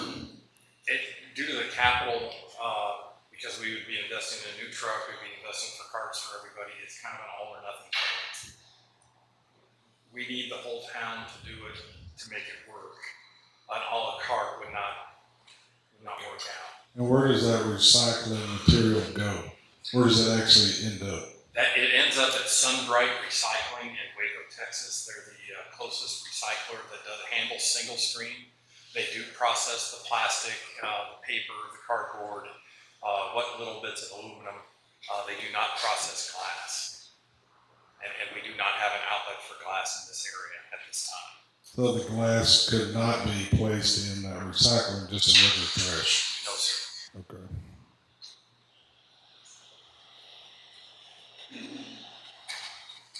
And if we do with the recycling at the homes versus having the recycling center at the down, thank you. What are the savings like for Lampasas? Like, what is it costing us? Okay, and there again, the recycling boxes at the transfer station,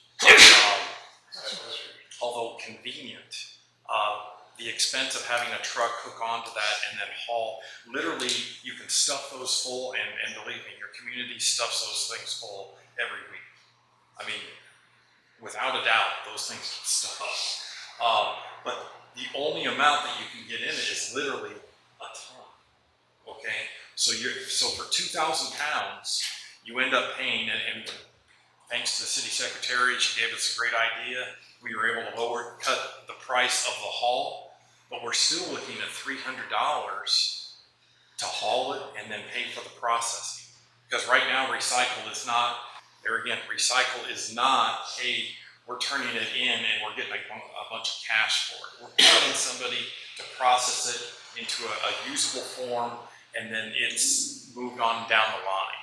And ultimately, you're subsidizing part of that, but other people are getting to use that material instead of virgin materials. So it's more of an environmental positive kind of thing. I mean, it's good to recycle because it does eventually help, but it's still cost. Right. I for the amount of tons that we pick up at the transfer station and the process that we do for it, it is wildly expensive. I mean, if you think about it, it's $300 a ton. I mean, by the time we do the haul, it's costing the city $300 per ton. If we were to get 40% participation rate inside the city, otherwise 40% of the residents put their card out and we get the 20 or 30 pounds of recycle, it's put in a compacted truck. We are going to get 4 to 5 tons per load, and so therefore the cost diminishes. And that's how the city sees savings. But there again, for the folks who don't like to recycle, they don't have to put their card out, but to make the recycling work as efficiently as possible, we need as much volume to drive it. Okay. Because there again, if you think about it, 4 tons a month is literally costing you $1,200. And how does this affect commercial? This is just residential we're talking about. Doesn't affect commercial dumpster clients. They're going to continue to use their dumpster just like normal. That is correct.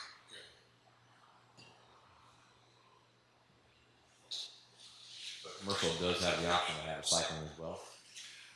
We would have the recycling carts available. We don't have a dumpster route as of yet. We could look at that if there was enough demand. But right now, it would just be commercial carts with an automated truck. How much would we save if we did away with recycling down here? I think. Well, okay. There again, you guys run your city, I don't, but if I were you, I would get rid of the recycling offering at the transfer station immediately upon rolling the carts out to the citizens. That would save you $1,200 a month easily. And sometimes realize after the holidays, 4th of July for some reason is a big one, Earth Day on April 21st is a big one. We'll stuff those containers. But there again, we're only getting a ton, maybe a ton and a quarter. But if we have to haul it twice, then it's instead of 4 pulls per month, we're looking at 5. That's $1,500 for essentially 4 or 5 tons. Which you could get in one. Which we would, there again, if people have the convenience of having the cart, you're going to get 4 to 5 tons a week, which there again drives the cost, and the fact that we're picking everybody up with a cart at the curb and we're doing it automated.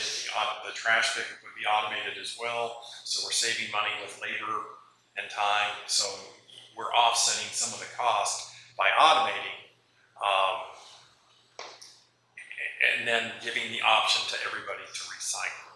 And there again, I would think that a bare minimum you would have 30 to 45% participation every 2 weeks, and there again, you should be right around 4 to 5 tons, which is much more efficient if you think about it. Have you done this in other cities? Yes, I mean we currently service Troy, Lorena, Hillsborough. I think we've got a few others. I just see getting the carts out as a logistical nightmare. No, the carts. I will tell you this. Communities such as your own that have twice a week pickup, and people shun the carts initially, but generally every city, and I've done this about 38 years, every city that I've ever carted and gotten away from twice a week hand collect, there's initial, hey, I don't want a cart. 6 months later, you ask everybody, hey, do you want to take it with, and nobody wants to give up their cart. What if you already have a 96 gallon cart? Can you get a refund for the cart you're going to get? Try to reduce that price? Yes. No. We would be purchasing new Frontier branded carts for everyone that we could identify as our carts. Okay, and one would be labeled blue, would be a solid blue with a yellow lid. then you'd have a green cart for trash with a yellow lid, and we can identify very easily, hey, this is for trash, this is for recycling. This question is on Dorothy's behalf. Folks that can't get the cart to the curb, how is that handled? Thank you so much. The driver does get out, and we do walk the cart to the curb. Okay. I mean, we have a list now. I'm just saying handicapped person, somebody that just can't get the cart. She's talking about me being older. No, you asked the question earlier. And I know. We try to say special I want to needs. know how it worked too. Special needs don't come But we try to say special needs, but yes, that is part of the contract, and we would still extend that service. Okay. How does one go about doing that? Okay, the Like city. if I have a neighbor that says, I can't get the cart to the curb, what do I tell them? Yeah. What do they do? Okay, the city is solely the sole person in control of the city's waste stream. If they tell us that Miss Dorothy Such and has such address. at such and such address as a hand collect special needs, then we put it on our list and we start picking it up at the house. Okay. Yeah, I know a lady down the road from me has that issue now, and I think she's been really helpful with the company. Also, disabled men in a wheelchair, I think, another lady. It's a needed service, and we're happy to provide it. Just hopefully not for 750 folks a day. I have a question as well. The existing carts that people have, because some people have, I don't know, 4 or 5 of them, what do they do with them? I mean, throw them away, reuse them, recycle them? We would be, there again, we would be providing carts for everyone. Part of the program for trash is if people have enough trash for 2 carts, we would provide an additional cart for a small additional fee. And that's just how that works, but we generally would not be picking up personal cans. Now, the one thing, before everybody's in shock, think about buying cans every so many years. All of a sudden, that's gone. Okay, now the company is responsible for that. If the wheel falls off, if we break a cart, we fix it. We have a 10-year warranty with the company that supplies us the carts. We are on the hook for cart maintenance for the length of your contract. What about like bulk pickup? Like, we still have bulk pickup. What? How often? It would be once a month, I believe. is It'd what be we once have. a month, and then with the bulk pickup, will we use our own cans? Yes. How about if somebody steals it, what do you do? Steals the cart, Yes. and we bring out a new cart. I mean, unfortunately, there will be some missing carts. We catch some of it because there'll be 2 carts somewhere else down the road. And the good news is, and I'm not sure about yours, but they generally have a unique ID number on each of them that if you, and I just know this from a previous municipality, you put it in your system, you find out who it belongs to, a neighbor down the street. When it washes down the street, we know what house to drag it back to. So the city can also keep up with that information and either return carts to the rightful owner or. That is correct. If you allowed us to do this, when we rolled it out, we'd have a list provided to the city after the distribution with a list of serial numbers and addresses for each house. Now, with the one caveat that somehow, some way, people exchange carts randomly and may or may not know it.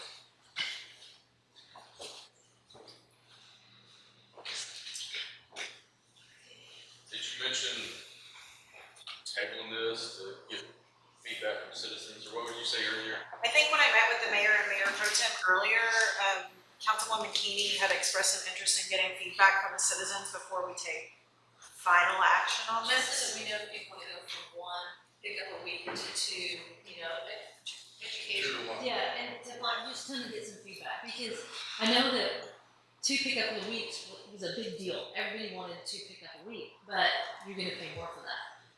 Where we may not need 2 pickups, and so I was just wanting to hear from the citizens and kind of find out, can we get a feel for it. I would draw back that feedback. Can we do a survey? Yeah, that was Dorothy great. will knock on every door out there. Is it something we can push a survey out on, Monica? We can push a survey out. Included in there, getting rid of recycling altogether. No.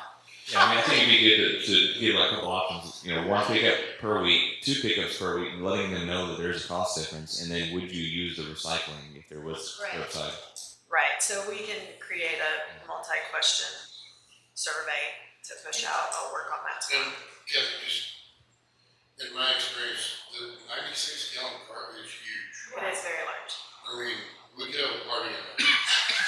So, I mean, It depends on if trash has been in there all week. Yeah, I'm just I mean, saying, it like, does make sense to go to once a week, but I would just like to hear. yeah, Most personal cans are 30-gallon yeah, containers, and you can fit 3 in a car. yeah.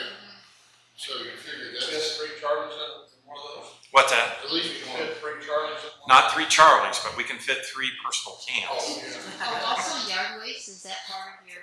Anything that goes in the can is trash, and then the bulk program is still in once a month. Fit like 16 beer cartons Done. Okay.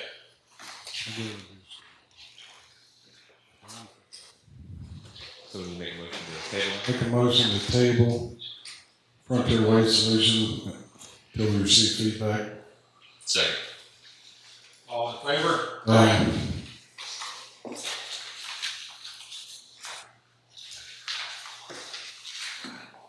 Discussion and possible action regarding first reading and ordinance amending appendix A of the city code fee schedule concerning fees for chapter 62 solid waste system collection station, chapter 66 street sidewalks and other public places, chapter 82 utilities, articles, fee rates, charges, billing procedures, providing for repeal, conflicting ordinance, providing for repeal, a servability clause, and providing an effective date.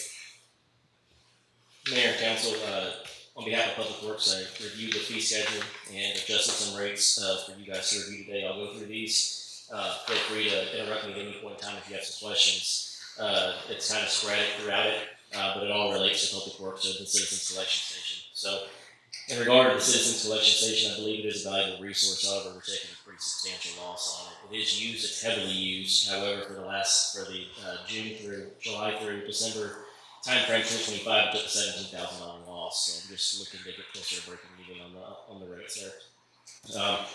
Progressing through this, you'll find equipment rates in accordance with most recent FEMA schedule of equipment rates. What we're attempting to do here is adopt the FEMA equipment rate list. Currently, the departments don't have a valid rate list for equipment when they do any job that relate those costs over to the property or homeowner.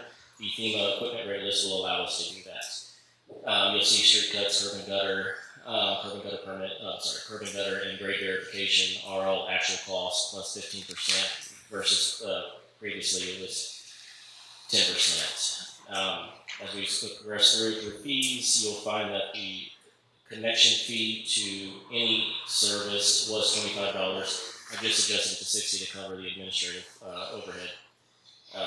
Reconnect fee, if disconnected for non-payment, I adjusted to $30. If it's reconnected within the first 24 hours, the fee is waived.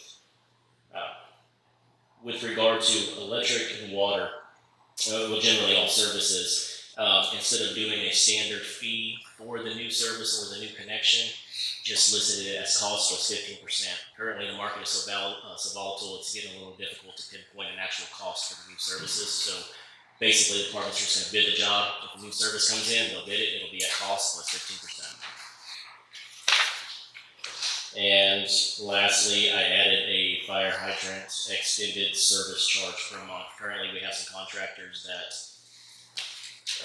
typically will come into town. They'll leave the fire hydrant meter on the fire hydrant for months after they've already left town. They just continue paying the base fee. So, reasoning against that, we just levied an extended service charge fee. If it's in service for 6 consecutive months, we'll start assessing a $40 fee on the contractors, dependent on the location. We do have some local contractors that will tend to use them for whatever purpose, and those contractors are already putting them at a location that benefits the water system. So for those specific areas, we would waive the fee because it does benefit the system as a whole. That's about it. Are there any questions? You mentioned the FEMA schedules. Do you have comparisons with other communities? I'm sorry? Do you have comparison of costs in other communities? For the FEMA schedule? Yeah. No, ma'am, I don't. Some entities actually have a equipment rate list that they conducted. In lieu of doing that, I just assumed it would be slightly easier to adopt the FEMA list. That's what they put it out there for. And the contractors are aware of this? Sorry? Contractors are aware Contractors are aware of what? of these changes? Well, this wouldn't affect contractors generally. This is Connection fees? connection fees. So those would affect homeowners. Those would affect new services. So they'll be notified of the cost of the new service if the fee schedule is adopted at the time of needing new service. So With us going up potentially on cost of waste management already, and if we get rid of recycling for $1,200 a month, is there a way that we can keep certain line items on here at a lower? You think we will be saving? I mean, your council, you can do anything you want. I would advise against it because you're going to take a loss in each individual department. Yeah, I think it's important to look at the utilities as, solid waste is in your general fund.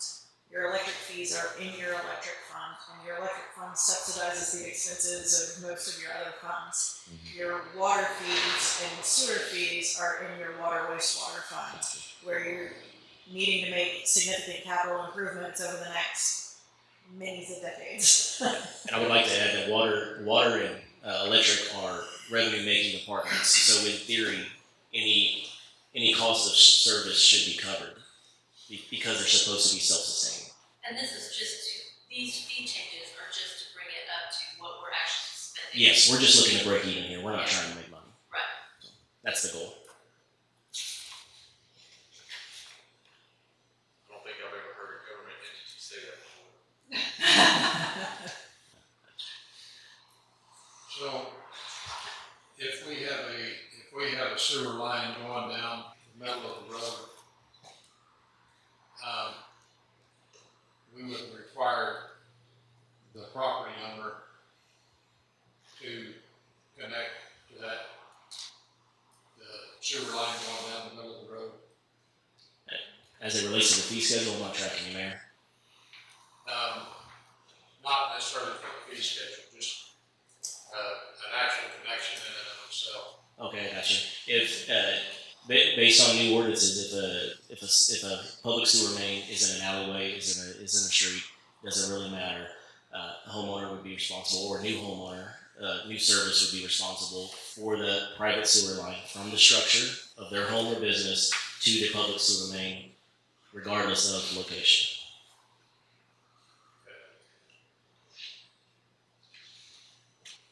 But on the back end of this, there wouldn't be a tap fee for that public sewer main either. It would be at the cost of that individual's contractor or plumber. So. You guys would oversee that, is that correct? Sorry? You guys would oversee. In my opinion, DD would oversee, correct? It would still be subject to inspection by either Bureau Veritas or the city's building inspector if when we get one. So those connections would still be inspected. They would still be required by a licensed plumber. That's what we did that. That's all there is. So, that's everything. Is there any more questions? Make a motion to approve the first reading of ordinance amending Appendix A of the City Code fee schedule concerning fees for Chapter 62, Solid Waste Citizens Collection Station, Chapter 66, Streets, Sidewalks, and other public places, Chapter 82, Utilities, Article 5, Rates, Charges, and Billing Procedures, providing a repeal of conflicting ordinances, providing for repeal in severability clause, and providing an effective date. Second. Any other discussion, questions? All in favor? Aye. 4.7. Discussion and possible action to utilize joint use funds at the Highway 195 pump station in the amount of $260,133 from the city of Lampasas and Kent Water Supply Corporation joint use account to replace 6 variable frequency drives, install spray foam insulation, and install 2 air conditioning units. Mayor and council, we spoke at this very briefly during the workshop. This is the project that Kicker wishes to use joint use funds for. This hasn't gone to their board yet. It will during the next meeting. This project is looking to replace 6 variable frequency drives, install spray foam and air conditioning in the building. I know that may not seem like much, but the variable frequency drives or VFDs are very temperature sensitive, and when you have them attached to a pump that is extremely expensive, it's in your best interest to make sure that those variable frequency drives are taken care of. The funds are available in a joint use account, a little over $260,000. I'm sorry, a little over $324,000. Total project cost of $261,33, leaving $67,432 in the joint use account. Project wasn't budgeted, which is why Kittner is asking to use the joint use account.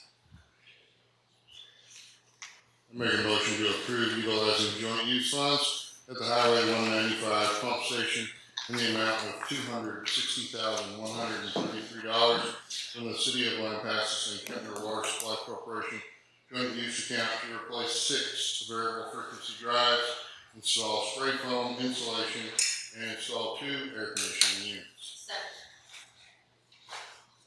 Any discussion? All in favor? I have one question. On mini splits, Yes, sir. what's I understand redundancy, I understand that, but, if one goes out, the other one picks up, if they both go out, then they're in the same boat? Yeah, they both go out should be in the same boat. I believe they attached that just for the idea of redundancy. To be 100% honest with you, we have a substantially smaller pump station over on Spring Street, and I will say that for quite a while it had a redundant air conditioner too. It did, or It did, simply because the cost of the VFD was pretty enormous, and we didn't want to take a hit in the summer months. We ran it that way for quite a while. It currently does not. The one that it's utilizing is sized appropriately to handle the entire building, and the VFD, that particular one, could handle jolts of heat if needed. So, is there a certain temperature you have to recommend keeping those on, or what's the? It varies depending on the VFD model. I will say if you can keep it around, if you can keep the interior of the building around 78 degrees, it's not too bad. So they do tend to start pulling higher amperage after that. But like I said, though, it does vary depending on model and depending on service. This is would be considered a high service pump station, so it's moving a lot of water, and the pumps and the motors themselves are kicking off a lot of heat. Hindsight's always 20/20 on this project. In theory, it would have been substantially more effective to separate the electrical building from the pump and motor building. However, most contractors didn't do that over the years simply because the initial cost of the project is cheaper to put them all in the same building. Thank you.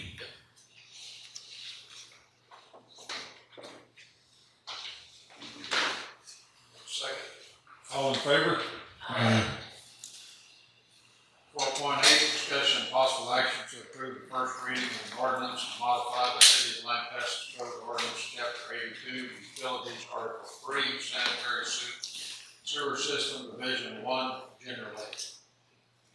Mayor and council, this is just to revise an ordinance from 1971 that didn't have a clause in it that would allow the city to disconnect water service to a customer that has a sewer issue that is directly threatening public health and safety. By that, I mean if your sewer leaves your property due to a repair that you have not conducted, per the ordinance currently, the city would have to notify you in writing of the issue before they disconnect the service and allow you a reasonable time to fix. This ordinance revision keeps that initial clause. However, if it directly threatens public health and safety on someone else's property, then, or your own property for that matter, the city can disconnect your water service no less than 6 hours after notifying you in writing via phone and email. I make a motion to approve the first reading of an ordinance to modify the City of Lampasas Code of Ordinances, Chapter 82, Utilities, Article 3, Sanitary Sewer System, Division 1, generally. Second. Any discussion? All in favor? Aye. 4.9, discussion and possible action regarding entering into a professional service agreement with Duro Group Incorporated for engineering services. Mayor and council, this is a simple professional services agreement with Adura. They are another engineering firm very similar to JHA and Ackerman Engineering. However, they specialize also in drainage and flood planning, which I think would be very valuable to the city of Lampasas. They can also provide grant services, and I would like to say that they have actually provided some pro bono grant services to the city already in terms of an application for a grant that we did receive. Their contract that is attached to this has already been reviewed by legal and approved. And if we have further questions, James from Adura is actually here in attendance. It's been reviewed by who? JC. I move to approve entering into a professional service agreement with Adura Group Incorporated for engineering services. Second. Any discussion, questions? So these are civil engineers? Yes, sir. They have engineers on hand. They have grant writers, names? Yes. Yes.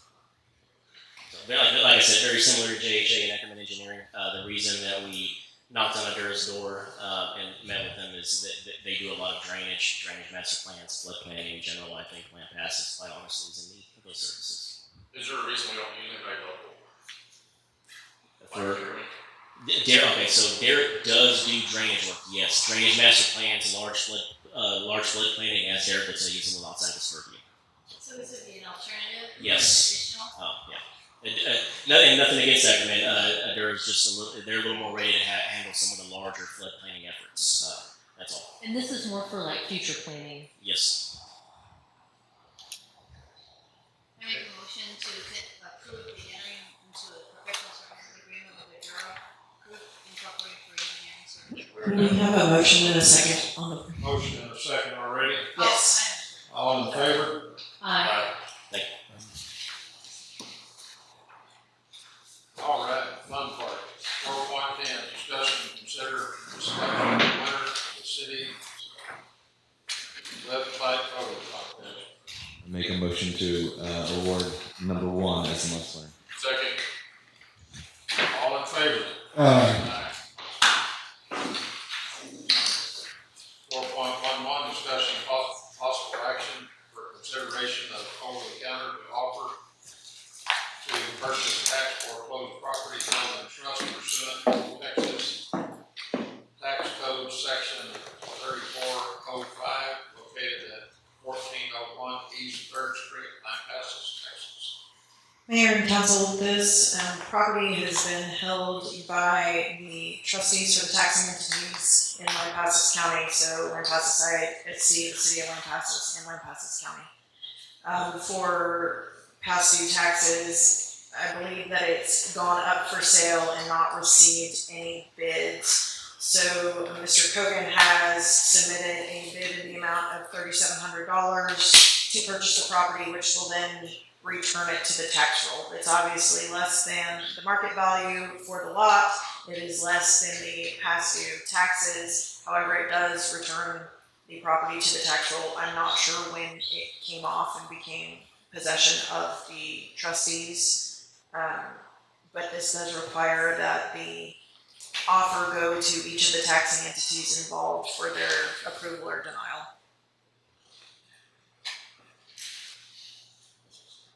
Make a motion to approve the offer of $3,700 for the purchase of the scrap property. Second. Any discussion? All in favor? Aye.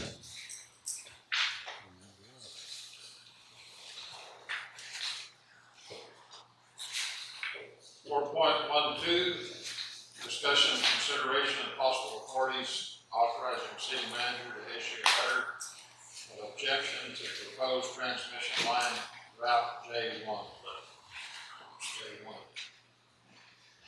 11 is the corrected typo is J11. Should be J11. It was J1. Oh, it was J, okay, all right. Mayor and council, this is simply request from WCID for a repeat of the council's letter of objection to what was then Route J1 and is now Route J11. Submitting that to Encore and LCRA in protest of their proposed route. So moved. I'd like to amend that to include, Any routes affecting the city of Lampasas or Lampasas County. Same motion. Any other discussion? All in favor? Aye. Discussion and possible action on an agreement for the transfer of public property for the New Hope Baptist Church and Lampasas. Staff would like to remove this from consideration this evening. The agreement is not quite ready. Need a motion? motion to table. Second. Second. All in favor? Aye. Motion adjourned. Hold on. We do have project heavy load on executive session. However, I would like to have a conversation with the EDC board. They've been working with this potential project for over a year. We're sort of at a counteroffer with them, so I'd like to discuss their requests with the EDC board on Wednesday prior to bringing this to council for the request from the city. So just a heads up, we won't discuss it this evening, but I would like to bring it to our next council meeting in April. Making a motion to adjourn. Which you don't technically have to do, you can just adjourn it. We're out.